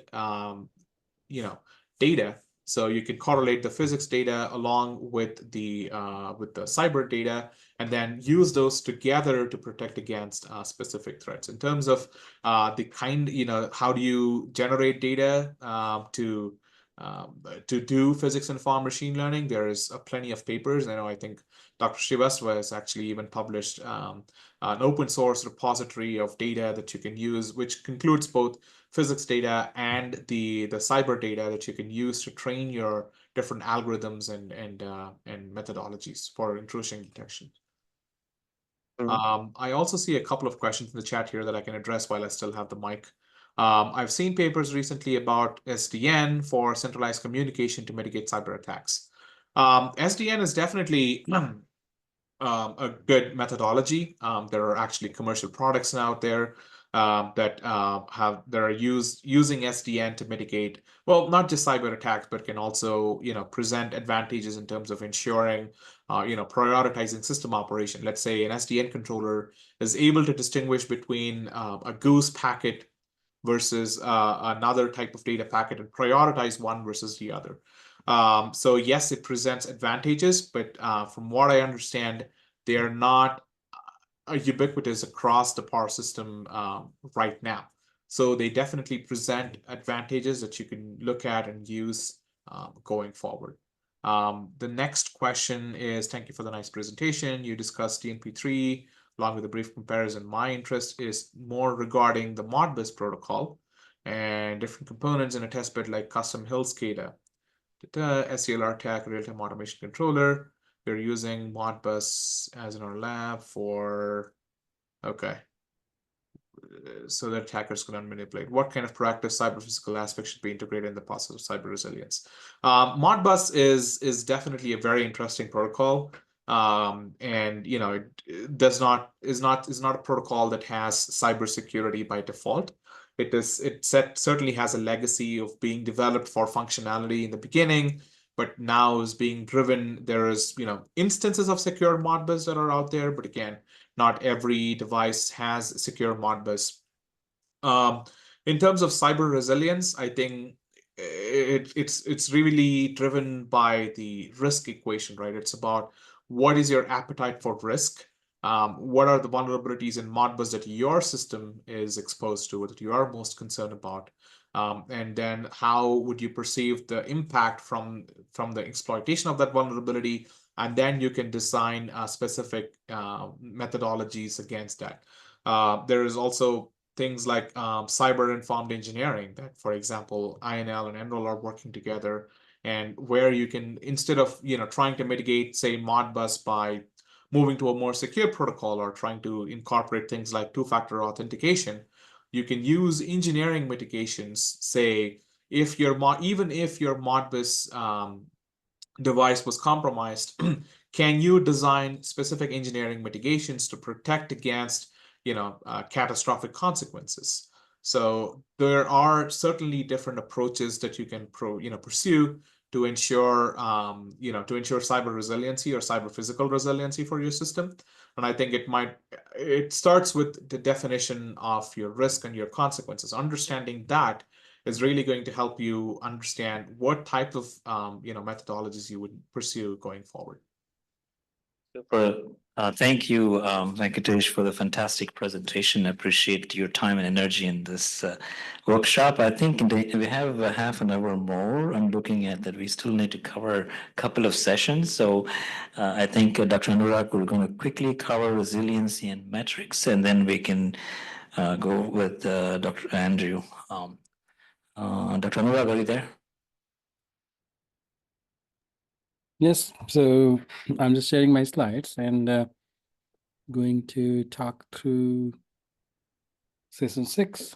Super. All right, so cyber resilience, and I think we already heard from Venkatesh that different thing that is happening with some real use cases. And then there's a concept of security, and then there's a resiliency. So security is that what we can do in advance to keep the system more secure, that it is not being attacked.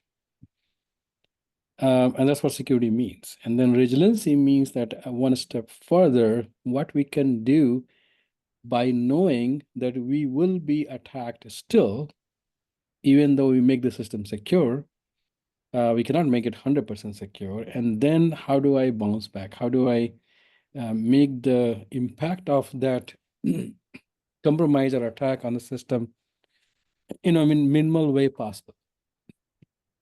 So if you think about defining it, again, like I said, that there's not a certain definition. The way we define it is the ability of system to keep supplying its critical load, even with contingencies. And if you look at the system, we do have a lot of different concepts that already exist in the power grid: reliability, IT security, some OT security, system hardening, and all those things. And as we bring this cyber and physical system more together, because of that timeline that we talked about earlier for application, resiliency becomes more like a future, but much needed now. And just to summarize that what we discussed today,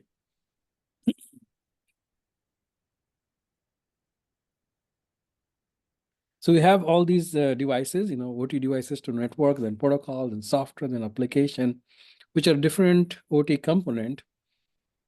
All comes with its own attack surface and possible threat. And we are trying to see that if it gets compromised, after putting security mechanism, what we can do for resiliency, right?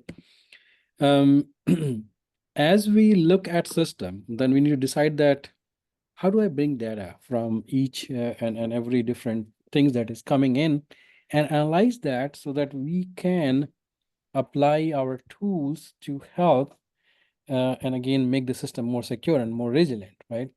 So we are getting data from SCADA, we are getting data from PMUs and other sensor. We are also getting data from cyber, which is IT network traffic, OT network traffic, host logs, sub logs, system logs, and all of these are different kind, right? Some are time series, some are unstructured, some are structured, some are streaming, some are non-streaming, some are asset data lying somewhere. We have to fetch it by logging in, which means that because it's a different kind of data, we have to apply a different technique to first detect and do a continuous monitoring. As we do continuous monitoring, we also need system view. So because this is going to tell the data where it's coming from, that device is compromised or something going on. It's just anomaly detection. It is not going to tell why it is that anomaly exists. Even whatever technique you apply, ML, statistics based or physics over ML, we have to know that it is only telling about that device. And then we need a system view, which is coming from the resiliency metric. So, on the left side, you see this resiliency metric, which is system view. And from these device level view and this system level view, we can tell that what the status of the cyber physical compromise is. And based on that, we need to make a decision, right? So these things is being processed with multiple different data set, multiple different tools. In our case, in our lab, and like what we have been doing for almost a decade now is putting different tools to, which is a research-based tool to do these things. So how do I, detect anomaly and with this device level and system view, and then tell that what kind of anomaly it is. Maybe it's just a system fault which is expected. Maybe it's a link failure. Maybe it's a compromise, right? So moving forward, again, we are getting this set of data we just talked about in different format, different standard protocol. We want to detect first anomaly. Then we want to do the classification of that. And then we want to do the localization and then rank them, because if you get that there are 200 devices which has been compromised, which is a big attack, which one is more important right now? Where is the boundary? What do we do with that, right? And then basically do the, decide based on that decision support. So one of the tool is Sync ADC that we have been working for a long time. Of course, it's not a commercial tool. It's a research-based tool. And what we do is that we get the data, we apply this ensemble-based technique, which is simple machine learning technique. And then we apply a filter for event versus anomalies, which is basically bad data versus system event through Prony analysis. And then finally, some DB scan-based clustering, and then localize using Shannon entropy and subgraph, and all these things is complex, so we do have a lot of papers to know a little bit more detail that how these are done. And this ensemble we have been basically expanding with over the years, right? So this is ensemble where we apply very simple technique and then detect and then combine the goodness of each individual technique to detect anomaly in a physical system data, which is sensor data. But there is no limit to that what other method you can apply. We can apply unsupervised, we can supervised, we can apply random forest, Euler theory, transform, LSTM, autoencoder, graph, based neural network. We can apply concept drift. So a lot of different things can be done, and which we have done and published each of these in different paper over the years. The most recent is our physics-informed machine learning with the decentralized modular nonlinear PIN, or physics-informed neural network, that we have applied for this, which goes into the dynamic system information and look at that how we can combine that with ML to even tell the anomaly during the dynamic system state, which is difficult job for ML to do during the dynamic events, right? So there's a lot to do in this area. And then you have a cyber data set, which is also a different set of data. And like I talked about, structure, unstructured, time series, streaming, non-streaming, static, dynamically changing, we can apply. And you can collect through Splunk, which is very common SIME tool used in the network operations center. And you can also use some kind of a formatting structure, like we use sticks here for MyNL. And then we can apply some simple technique to detect the anomaly in this, depending what kind of data it is. And that's how we match the machine learning. We also have been working on this digital assistant, which is NLP based or LLM based, which will do things for you based on your text message that you supply, right? With all these things, we got device level and the system, but resiliency metric is also important, which we have been developing over the years. In 2018, we put this tool out, Canvas. Then 2019, we have Cypher, then CPSAM, and I'll talk about some of these. And the new one is basically with IoT. So CPTRAM is cyber physical transmission resilience assessment metric, which looks at the factor, and that has been our approach, that look at the factor, combine, integrate it, and find the resiliency metric, right?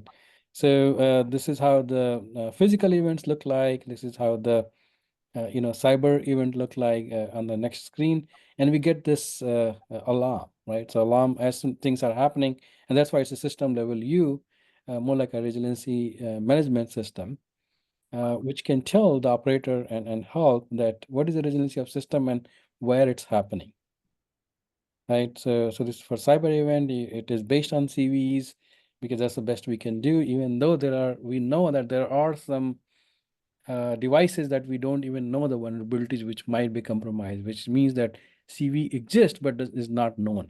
There's 0-day vulnerabilities. And with all these two things, we basically have information to send to the Power Grid Operation Control Center, which is on the top. We also have information to send to cyber operator, which is based on the cyber information. And then we can try to use this, so physical resiliency and cyber resiliency calculation with, which you talked about, a little bit different factor based. And combining that, we can actually take any set of security mechanism in place, and we can compare it, knowing that which one is better. What is the trade-off between, which is more resilient and how much cost it will be. For example, these, S1, S2, and these are the different case studies, and I can compare those S1 to S6 with the resiliency metric, which is from physical on the right side, and it gives you a score, a little bit more than 1 to, of course, lower than 1, and we know that which one is more resilient. We can know about the cost with this physical configuration and know that. Same thing we can do for the cyber, with applying authentication and all this monitoring, putting a firewall, asymmetric key, symmetric key, and all of these again will result into a certain configuration and resiliency metric. And we can see that, of course, in this case, combination 2, which is expected, has high resiliency score compared to the combination 1. And here is another tool, CPSAM, which we developed mainly for defense microgrid, and this one shows that what will be the resiliency score. Again, going through a lot of different set of information, and this one provide a scale from 0 to 100. So, for example, I can compare a very simple kind of chaos monkey. If you watch Netflix, you know that Netflix does this with this kind of chaos monkey type of failure for cyber system. And we can also do other kind of, like post reconfiguration and pre-reconfiguration, kind of 2 different comparison with the different kind of possible failure of node and link.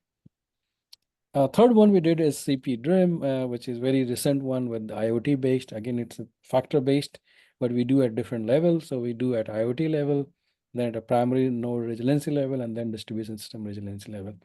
Of course, it's not only operational monitoring, but it can also be applied for planning purpose to decide that which configuration is better.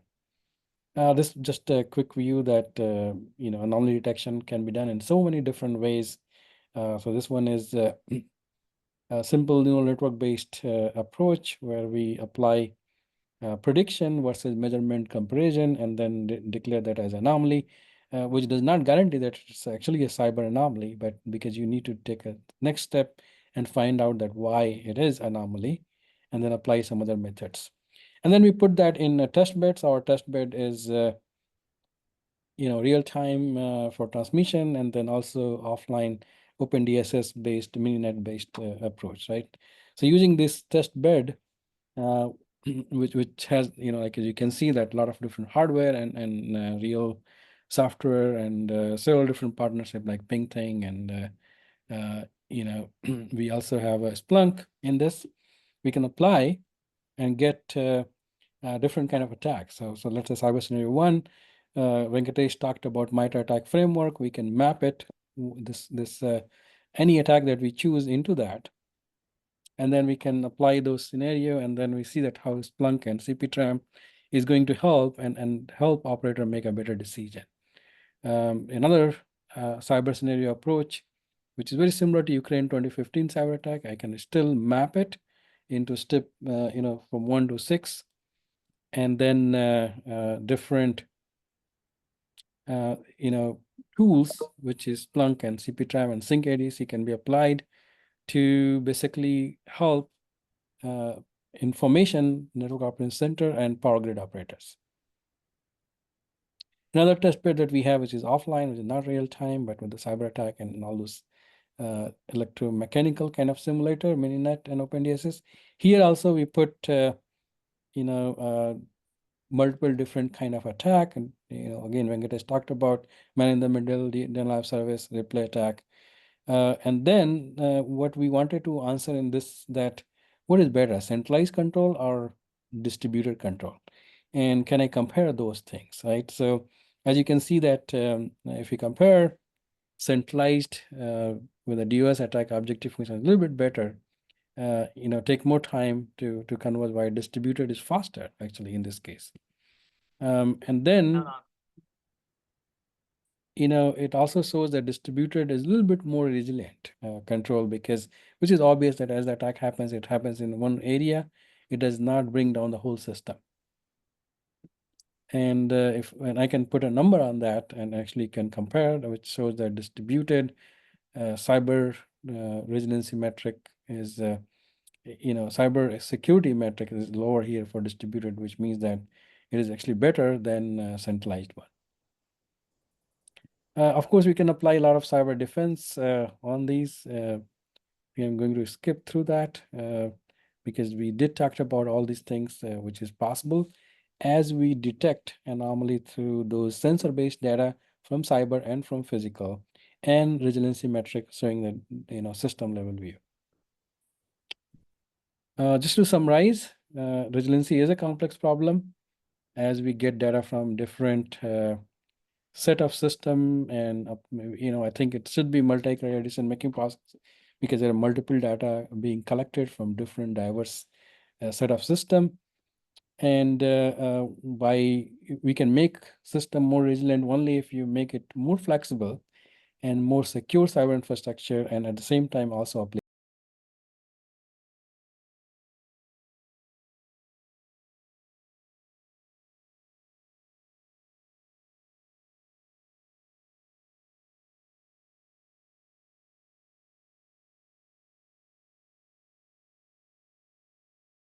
Again, for those who are on the webinar, if you happen to ask questions, you will get copies of 2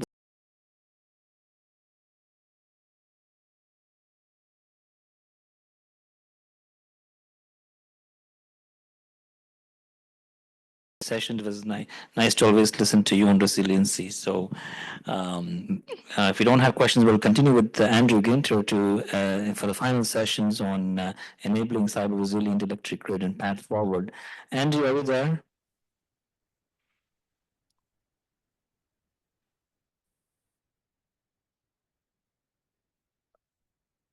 I know you texted me, so I think you should be. Can you unmute in case if... I got the unmute prompt. Can you hear me now? Yes, thank you, Andrew. Now it's yours. You can. Thank you very much. Let me share some diagrams here. Okay. Thank you all. And, thank you for that introduction to resilience, because that is what I hope to finish on here.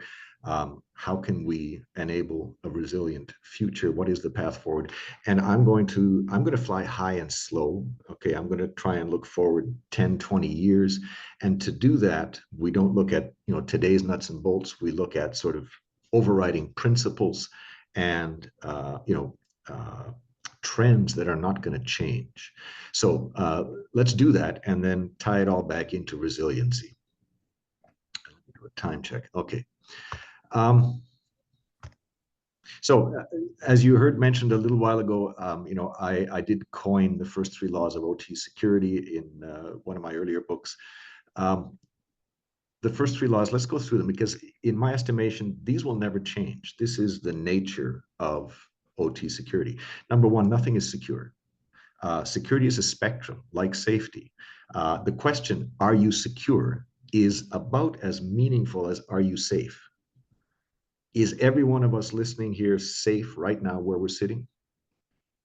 Sort of, yeah. Could we be safer? Yeah, we could be hiding in a bunker. Could we be less safe? Yeah, we could be following this while we're parachuting. The question, are we secure is meaningless. The question, how secure are we, has an answer. The question, how secure should we be, is even more important. And let me give you a caution. Not everyone agrees with me on this. I see way too many people using secure as an adjective. Secure boot, secure communications, secure remote access. I've worked for vendors all of my career.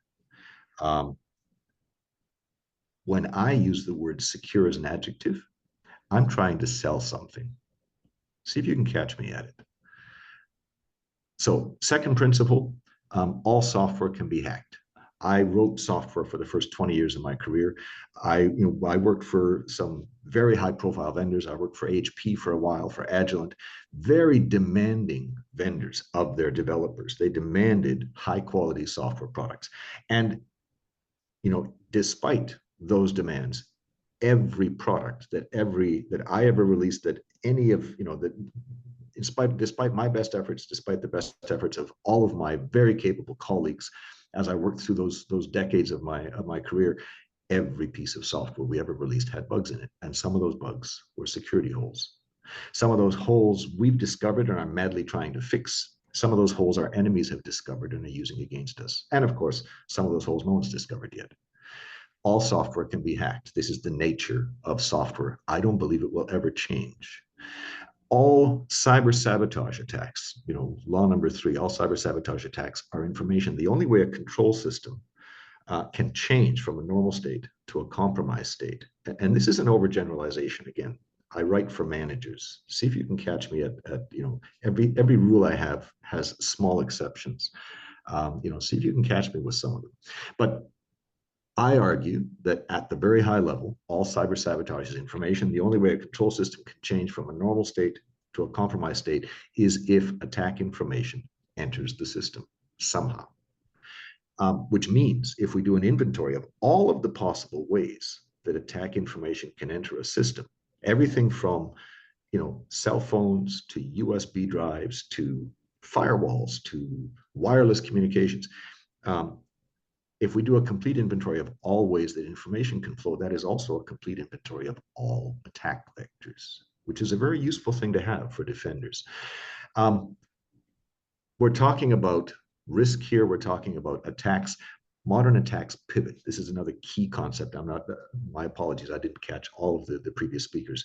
A key concept is when an attacker remotely controls a compromised machine and uses that machine to attack another machine and take it over, and then repeat the process, taking over more machines, eventually punching through a firewall because we found a machine that has permission to go through the firewall, and repeating the process on a more heavily protected network until we reach our ultimate objective. This is the modern attack pattern.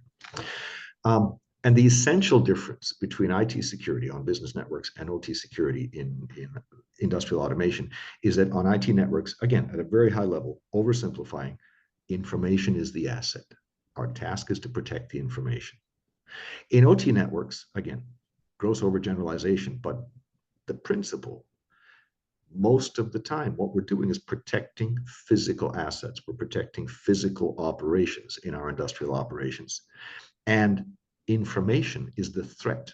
Attack information is the only way that our control systems can be compromised. And so, whereas on IT networks, we protect the information, on OT networks, the key question that we ask, and in addition to sometimes protecting information, because sometimes it's valuable, but the key question we ask is how can we protect physical operations from cyber attacks that may be embedded in our information flows? And every information flow can encode attacks, and I can prove this mathematically, but I won't do it here. So that's sort of overriding principles. Trends. Let's look at mega trends. For the last 40 years, we've deployed steadily more automation. Why do we do this? To make our physical operations more efficient. It does no good to produce electric power if nobody can afford to consume it.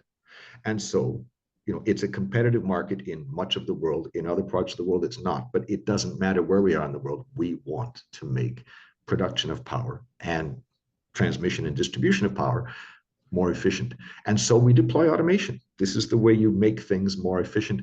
All modern automation involves computers. And so for 40 years, we've been deploying more and more targets for cyber attacks. Law number 2, all software can be hacked. All CPUs run software. Therefore, they are targets for attacks. Connectivity. Data in motion is the lifeblood of modern automation. For 40 years, we have been connecting our automation more and more, creating more and more opportunities for attack information to move from the bad guys into our ever-increasing number of targets. Are either of these trends reversing in the next 20 years? I don't think so. The problem for cybersecurity, compounding more and more targets with more and more opportunities to attack those targets, that problem is going to compound in the decades ahead in ways that we haven't even thought of. The problem is going to get much worse before it gets any better, which,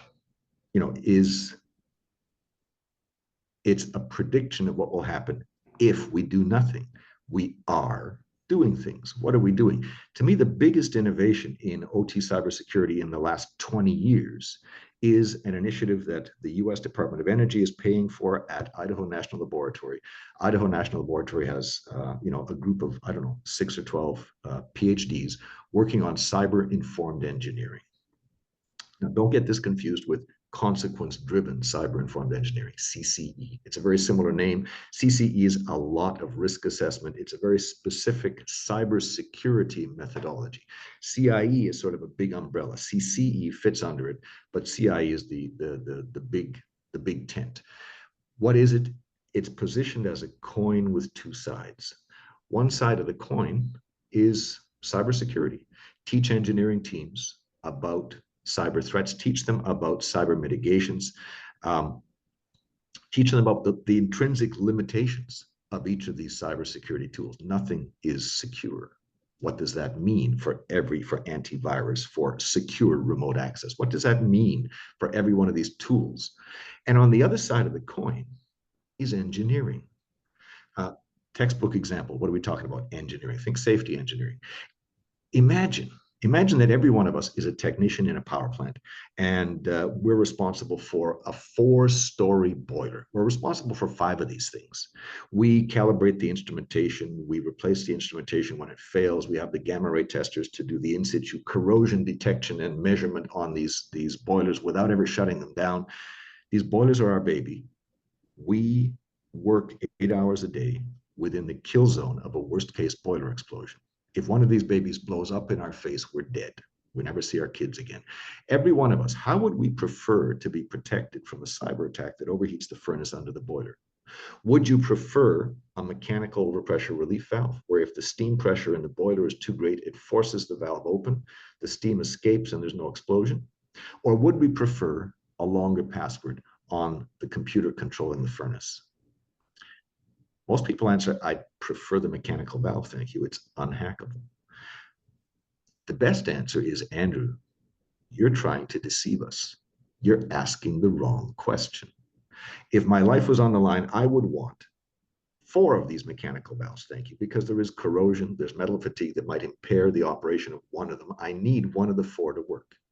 And I would want a longer password on the computer controlling the furnace. And I want an absolute boatload of cybersecurity beside that. Why? It's my life on the line. Thank you. That is the right answer. We don't choose one side of a coin or the other side of the coin to spend. We spend the whole coin. The sites that I see using engineering tools to address cyber risk, the sites that I see doing that the most thoroughly are also the sites that use cybersecurity tools to address cyber risk the most thoroughly. The question is not one or the other, it's how much of both.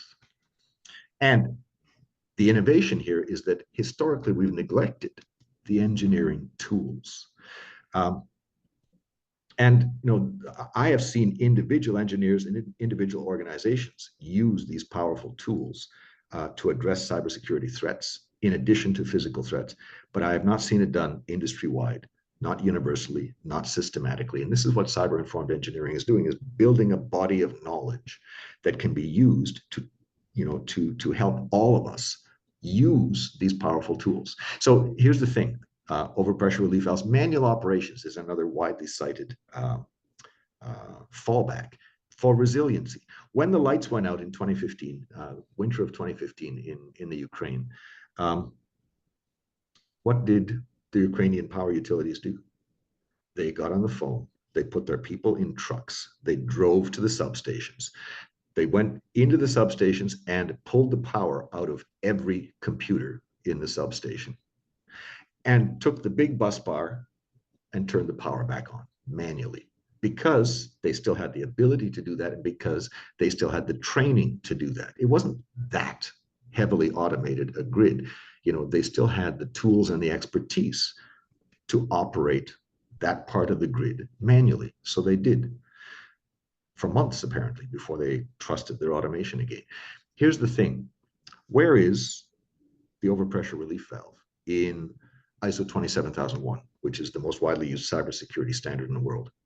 Not a mention of it. Where is it in the NIST cybersecurity framework, which claims to cover the complete security program? Not a hint of it. Where is it in the industrial 62443 standard? Not a mention of it. These are all cybersecurity standards, whereas the engineering overpressure relief valve manual operations, these tools are engineering tools for addressing engineering risk. The risk that an earthquake damages the output pipe on the boiler. The steam can no longer escape and the boiler overpressurizes. That's what we use today overpressure relief valves for, but we can also use it to eliminate the possibility of a cyber attack overpressurizing the boiler. And this is something that, I know a lot of owners and operators in the last 20 years have worked hard to eliminate all of their manual capabilities.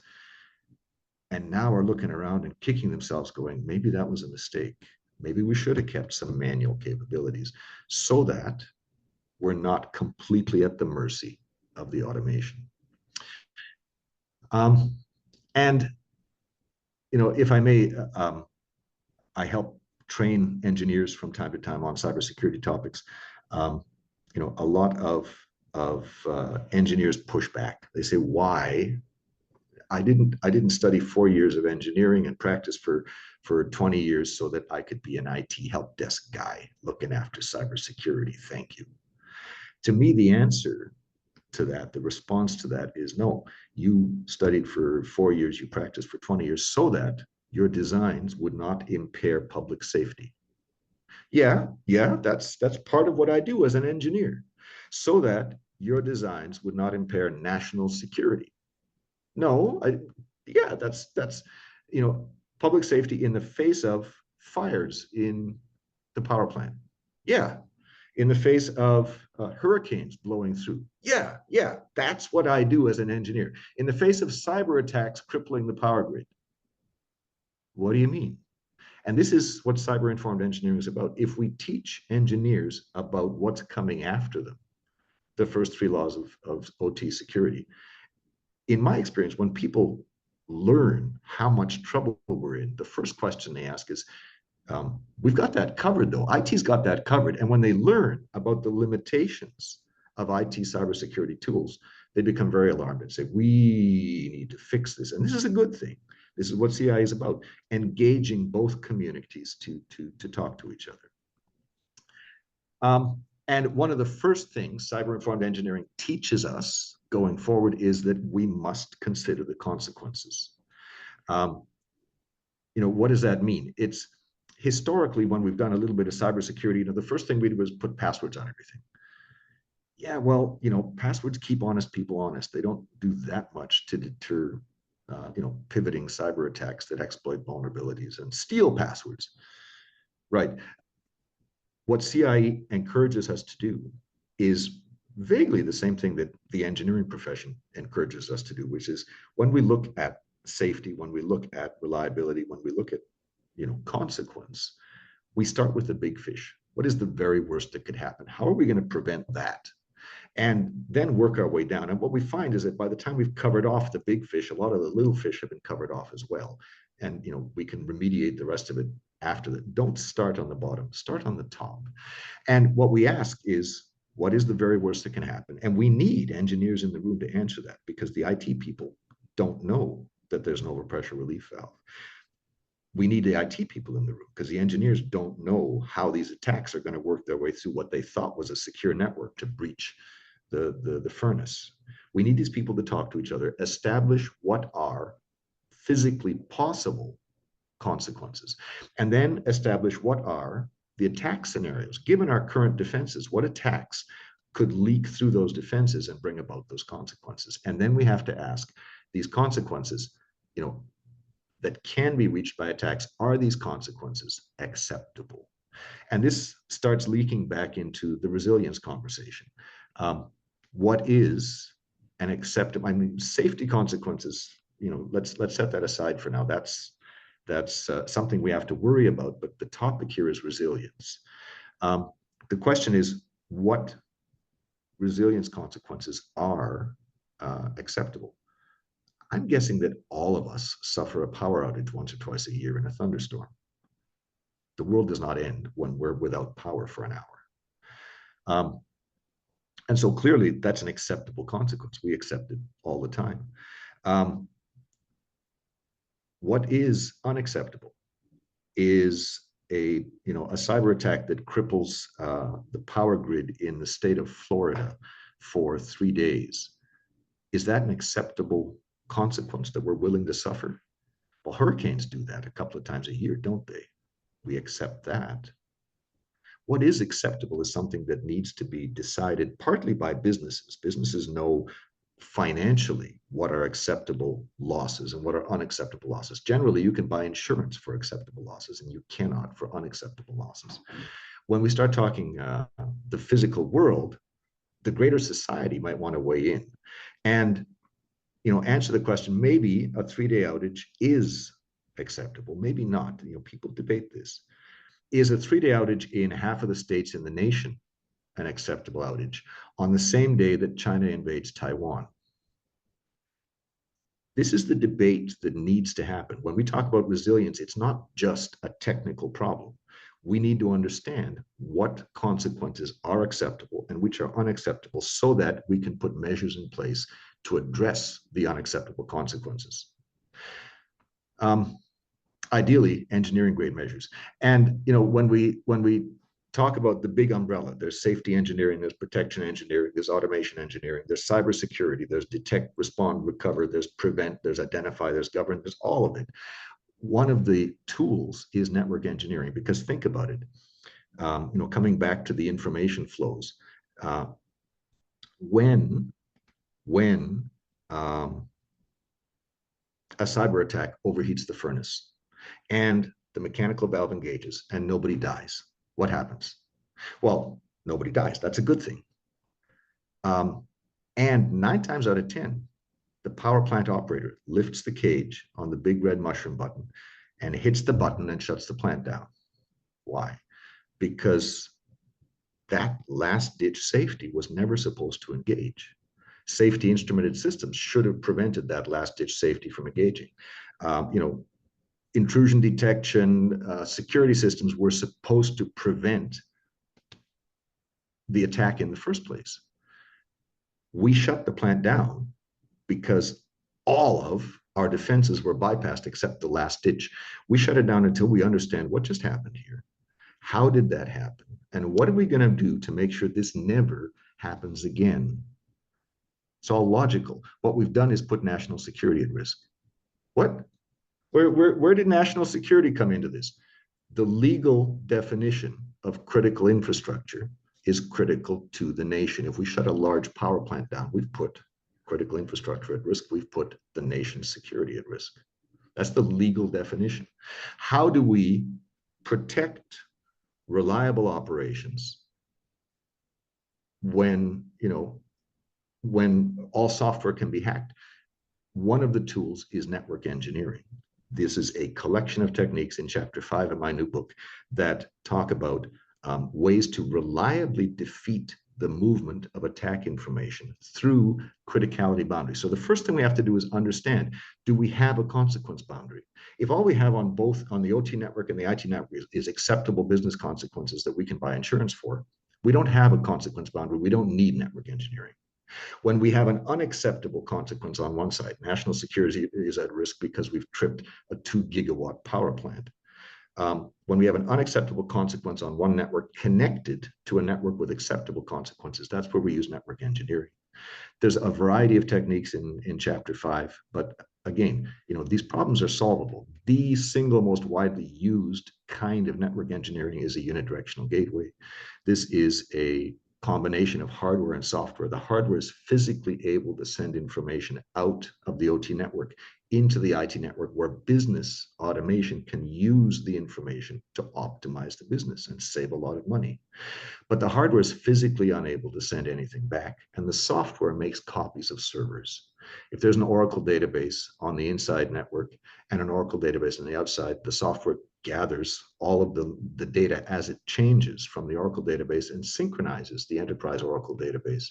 Now any business application for efficiency purpose that needs access to the information can access the information on the business network. Nothing ever needs to leak back into the OT network. So this is one example. And for the record, this is what Waterfall sells. So that was my sales pitch. Thank you for listening. This is one example of a kind of network engineering that can be applied to protect systems where the consequences of compromise are unacceptable. Let me give you one more example here. And that is a solar inverter. Let's work an example here. These are consumer inverters. These are dumb devices. Sorry, solar panels are dumb devices. There's no CPUs in today's solar panels. Solar inverters take the DC power from the panels and convert it into AC and send it into the grid, or into the house if the grid is down. These are consumer devices. Increasingly, we are seeing safety functions in these devices carried out in software, not hardware. We're seeing the transforming of voltage. I mean, it's usually 950, somewhere between 350 and 950 volts coming off the solar panels that needs to get converted to somewhere between 120 and 480 volts in the grid. That conversion process happens in silicon. It's controlled by software. The same device can work in any power grid. It's all done in software. Other software functions, if the device is compromised and it does the conversion, the voltage conversion incorrectly and sends the incorrect voltage into the grid, what's going to happen? The inverter is going to fight with the grid. The grid is going to win. The symptom of the grid winning is the inverter overheating. If the overtemperature relay in the inverter is software and has also been compromised, the inverter is going to burst into flames. The house is going to burn down. Another sort of house burn down scenario is if the inverter gets a signal to say isolate from the grid and it sends that over voltage into the house, I'm sorry, it's going to short circuit the wiring in the house, and the house is going to burn down. So, and this is provided, and in the United States, not necessarily all jurisdictions. In the United States, this is why by law there must be an over voltage breaker between the inverter and the house when operating in islanding mode. Increasingly, that function could be carried out in the inverters as well. The inverters are becoming safety critical software tools. How credible is this threat? Do we believe that these inverters can be compromised? Modern inverters have a ridiculous amount of software in them. They have web servers. They have Bluetooth connections. When you put that much software into an inverter, I mean, an old style inverter with a tiny liquid crystal screen that can hardly do anything, it can barely accomplish its own function. It's hard, it may be hard to find vulnerabilities in that small a volume of software. When you've got tens of thousands or hundreds of thousands of lines of code embedded in these inverters, there's going to be vulnerabilities. It's that simple. These inverters, are they exposed? Yes, increasingly they're connected to the internet because the power utility, through a cloud service or direct connect to the utility, the power utility wants to be able to give islanding commands to the inverter, saying there's a crew working on the back in the back alley. Stop sending power into the grid so that you don't electrocute the crew. So these are increasingly safety critical software, increasing volumes of software that can be compromised. The more software there is, the more likely it is that it has a critical defect, and increasingly internet connected, increasingly exposed to attack. It sounds grim for our heroes. What do we do about this? Well, here's one solution with network engineering in mind. Instead of one CPU in these devices, put two CPUs in. One carries out safety critical functions, the breaker, the relay functions, the temperature detection, the islanding detection, because these inverters are required to detect islanding conditions in addition to be told to island by the grid.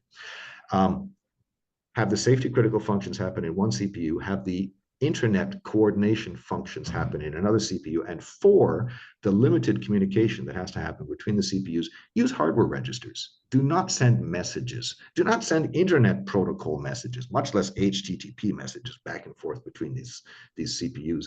These are all communications media that can be compromised with attack information much more easily than average. Use a handful, 5, 10 hardware registers, 8 bits wide, 16 bits wide, 32 bits wide. Communicate digital values, analog values. Do not communicate messages.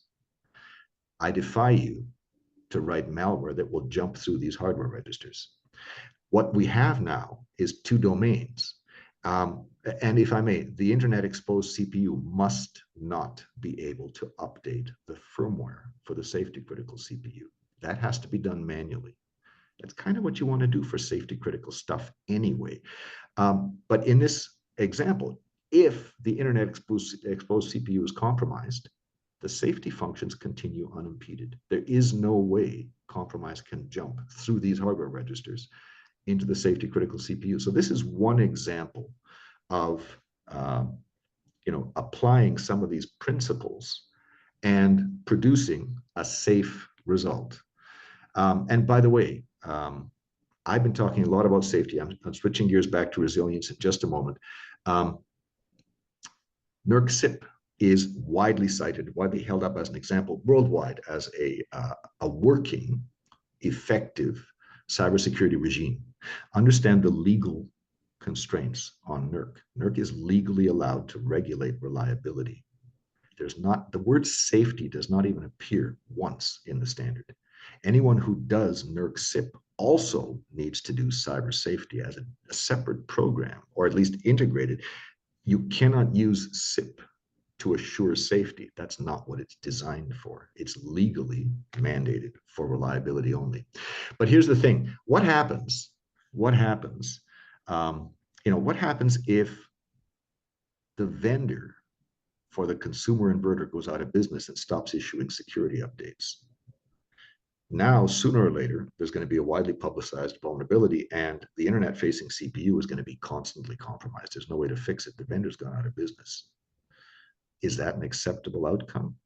When we talk resilience, the big part of resilience is not the lights go out, how long does it take to come back? The big risk with resilience, in my mind, is long-term equipment damage. If we can cause a steam turbine to vibrate itself to death, it's going to take a minimum of 12 months to replace. If dozens of turbines all over the nation have been compromised through a cloud service and caused to shake themselves to death, The world only has a certain capacity to produce these turbines to replace these power plants. You know, there are, protective relays are supposed to protect our turbines, protect our transformers, protect all of our big, heavy equipment in the power grid, supposed to protect them from conditions that will damage the equipment. But all protective relays are software. And if you breach the software, you breach the protection function, you risk damaging the equipment and taking the grid down, not for an hour, not for 4 days, for years. Concrete example, we talk about a lot of programmable logic controllers, protective relays. Most of these devices can have the firmware updated over the air, over the wire. If a bad guy gets in there and updates the firmware to all zeros, the device can no longer boot. Now you're going to have to subvert a couple of functions in the relay to force this to happen. But by and large, I fear, and I don't have the evidence of this, but I'm pretty sure that most of the industrial equipment out there can be compromised in this way and rendered completely unbootable, so thoroughly unbootable that you cannot use the device to insert new firmware anymore. You have to send it back to the manufacturer, even if that's possible. If you destroy enough control equipment, there aren't spares in the world to recover. So, this is a problem. What happens when vendors fail? What happens when one nation invades another? And all of the allies of the other, what happens when China invades Taiwan? Are we going to trust security updates from Chinese vendors anymore? These sort of long-term outage problems are what I worry about. What can we do about it? There's lots we can do about it. I gave you an example with the consumer inverter. Hardware-based relays are possible. Network engineering for relay networks is possible. Security gateways are a concept that are used intensively in the industrial internet, where you're taking devices controlling the physical world and connecting them straight out to the internet. Security gateways can be hardware enforced, they can be unidirectional, they can be software enforced, they can be multiple CPU. There's lots of ways to design these to be more or less effective, more or less deterministic in their ability to prevent malware propagating. Fallback positions. Can we do manual operations? Computer systems, business computer systems should legitimately be essential to efficient operations. They should not be essential to basic operations. We need a heavily defended core of our automation that can give us the functions that the business or that society deem essential. We need to have this, this conversation. We need to, when we're sourcing equipment, test it to see if it can be bricked, demand of our vendors that they have either unbrickable equipment or equipment that if a zero firmware is loaded in there by hook or by crook, it's possible to, press a button, physically insert a connector, reprogram the thing, and we're up again in an hour. Not send it back to the vendor to have the vendor say, this is dead, we can't replace it. We need to require the ability to recover. We need to demand resilience in the equipment that we source. That's what I had. If you're curious about Waterfall, there's much more. The threat report, a copy of my book is all on the Waterfall website. Waterfall gives these things away for free. Google engineering grade OT security if you wish, and get to the website, request a copy. If it gives you grief about your email address, use your und.edu address, not a Gmail or one of the Hotmail addresses. And in a pinch, just connect with me on LinkedIn. I'm Andrew Ginter, and I'll work to get you one of the free books. Waterfall sells unidirectional gateway technology, not books. We sell it all over the world. We sell it to all kinds of critical infrastructures. So going forward, we need to understand consequences. To do that, we need people in the room who understand the physical process, who understand the automation, who understand cyber. The book here, Cyber Infrastructure for the Electric Grid, is a great way to assemble a lot of that knowledge in one head. This is the kind of knowledge we need in the room to assess consequences. And, to start asking the question, are these consequences acceptable? And to look at what engineering tools do we have to take consequences entirely off the table, to make our systems resilient so that they can go down for an hour or a day and come back, so that they're not crippled for the next year or 3.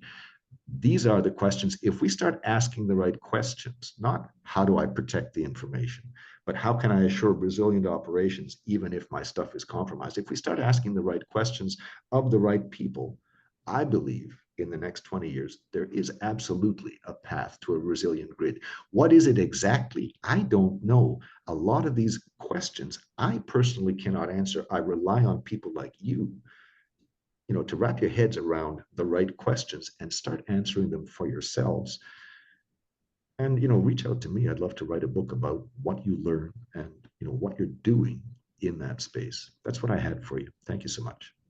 Thank you so much, Andrew. I think it's always thought-provoking consequences that we haven't thought about. I think those are very forward-looking, certainly, truly, in a way that you are asking us to think. And as we look upon building a cyber resilient electric grid. Now we have questions. I think we have a lot of questions coming up, both in person and online. So I'm going to invite first, let's for a change in person audience.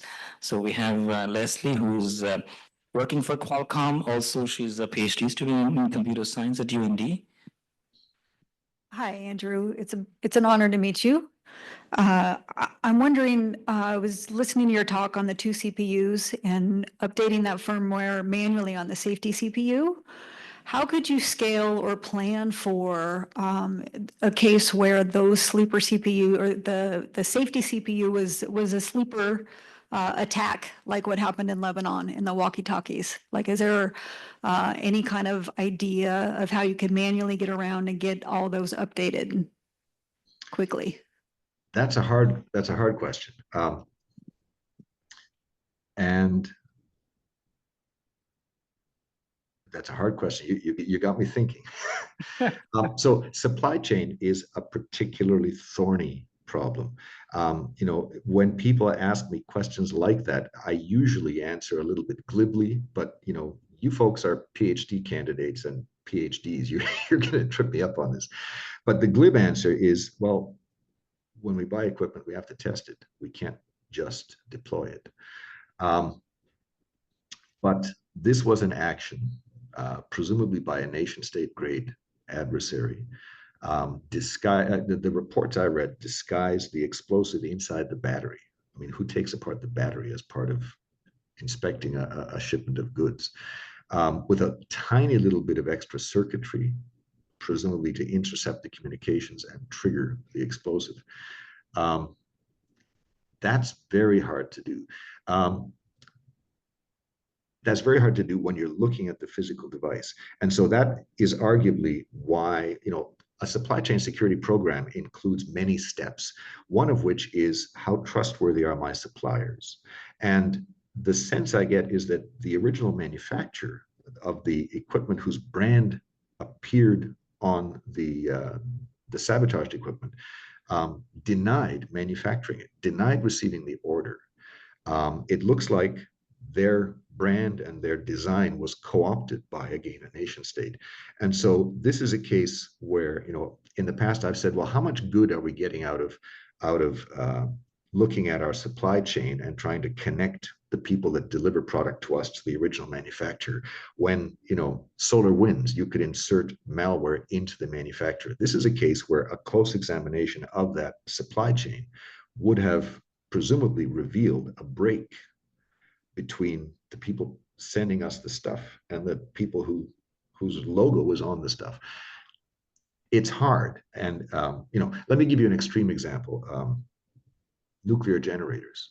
Nowadays, all you can buy is USB keyboards. You can't buy the old style keyboards anymore. USB can say, I'm a keyboard. A malicious keyboard can say, I'm a mouse. I'm a flash.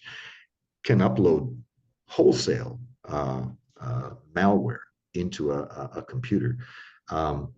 These folks have taken to, one tactic they use is buying their keyboards at random. They get in a car, they, roll the dice, and they take off at a random direction for a random distance, stop, find the nearest computer store, go out and buy 50 keyboards to reduce the possibility of targeted malware inside the keyboards.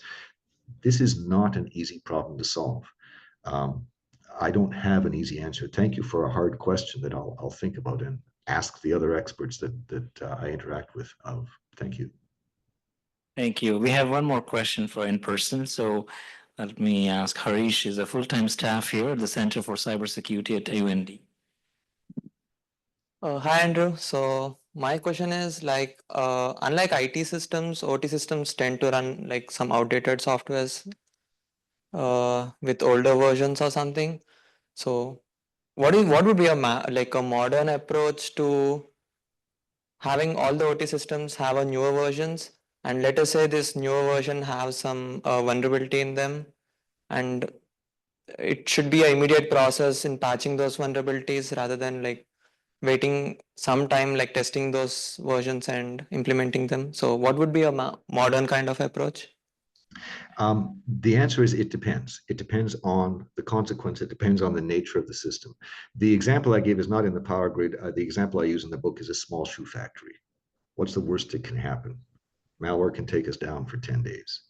We restore everything. We bring our employees back. They're annoyed because they've had no pay for 10 days, or they've been on, the government's unemployment insurance. We bring them back. We pay them time and a half overtime to make up the lost production. They wind up on the end of the quarter with more money in their pocket than they started. They're happy. We had to pay experts to come in. The whole escapade cost us $14 million. We can buy insurance for that. You cannot buy insurance for the society that suffers because 3 2-gigawatt power plants were knocked out simultaneously in a region.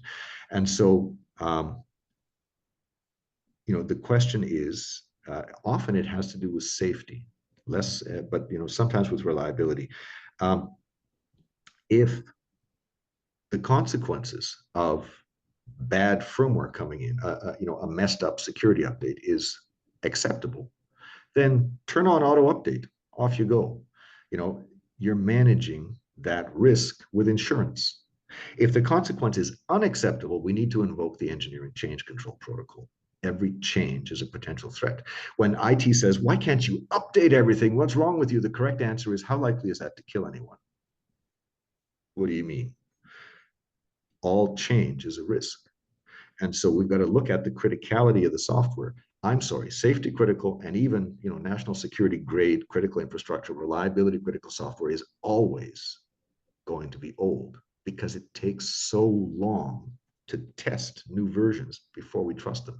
We must use network engineering to protect those kinds of assets. We must use other engineering mitigations like the overpressure relief valves to take consequence off the table. We need to treat the most consequential sites differently than the least. The least, go wild with cybersecurity. Thank you, Andrew. We have one more question from in-person audience. I think Andrew.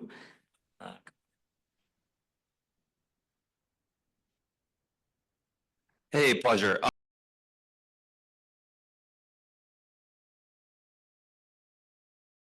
Think about more like a top-down approach from a public policy point of view where you would like open source that said software and tooling and whatnot to kind of continue to support independently, say, of that vendor droppage. You think that has legs or something, or you think that would cause more trouble than it would create? The slides, source code escrow is something a lot of owners and operators demand of critical stuff. If you don't need generally to see the source code, but you need to know that if the vendor stops supporting it, you have a and pay someone to maintain it, or you can in principle put it in the open source, but you're more likely, the vendors the owners and operators are more likely to form a coalition of, let's say, the 3 utilities who are affected and put money into maintaining it the way they need it maintained, as opposed to the way some open source developer thinks it ought to be maintained. Source code escrow is something that vendors resist, but for critical functions, you need it. Now, another alternative is if you're using any kind of standard protocol between the internet, and this is most important for internet exposed devices. And we're talking a device deep into a NERC SIP infrastructure, and it goes out of support. I'm sorry, we have network engineering, we have other ways to protect that infrastructure. But if we're talking consumer devices or any kind of internet exposed device, it has to be updatable. And if it's using a standard, any kind of standard communications, it's usually possible to have in your pocket, to have available on an emergency basis, a security gateway that you can deploy. That, you know, it's a bump in the wire piece of hardware that's, you know, emulates the vulnerable device. So this is a possibility for something like solar inverters. I really don't think it's practical for smart meters. You can't put a bump in the wire on every smart meter. It has to be built into the smart meter. So, you know, that's a long, fancy way of saying it depends on the kind of system, but it's especially important for internet exposed equipment. Thank you. Do we see anything online? Do we any other further questions? We're good? Are we good? Okay. So I think, thank you, Andrew. Thank you, Dr. Anurag. Thank you, Venkatesh. Thank you, Barry, for taking the time to do this very long 4-hour workshop. I think we talked a lot about a lot of interesting things, a lot of useful, meaningful, and hopefully the students have benefited, the community has benefited. I also thank IEEE CARS Technical Program Committee, our sponsors, Waterfall Security, Microsoft, High Point Networks, Towson University, Network Center, Dakota State University, IEEE Section Region 4, IEEE Red River Valley, IEEE Communication Society, CISA, Alzheimer's Association for making this 2-day IEEE CARS Symposium a great success.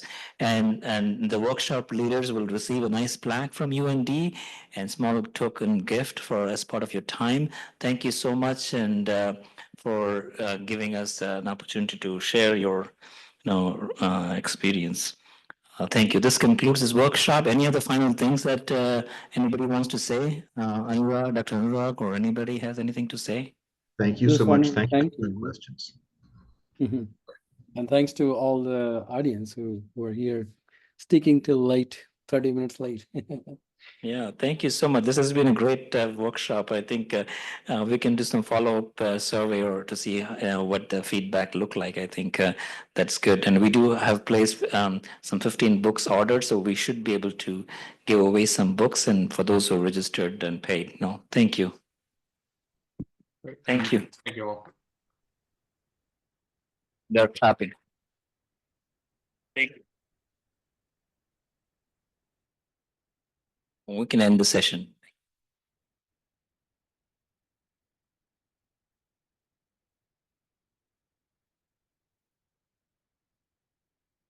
Also concludes our IEEE CARS Symposium, which I already said. So thank you for being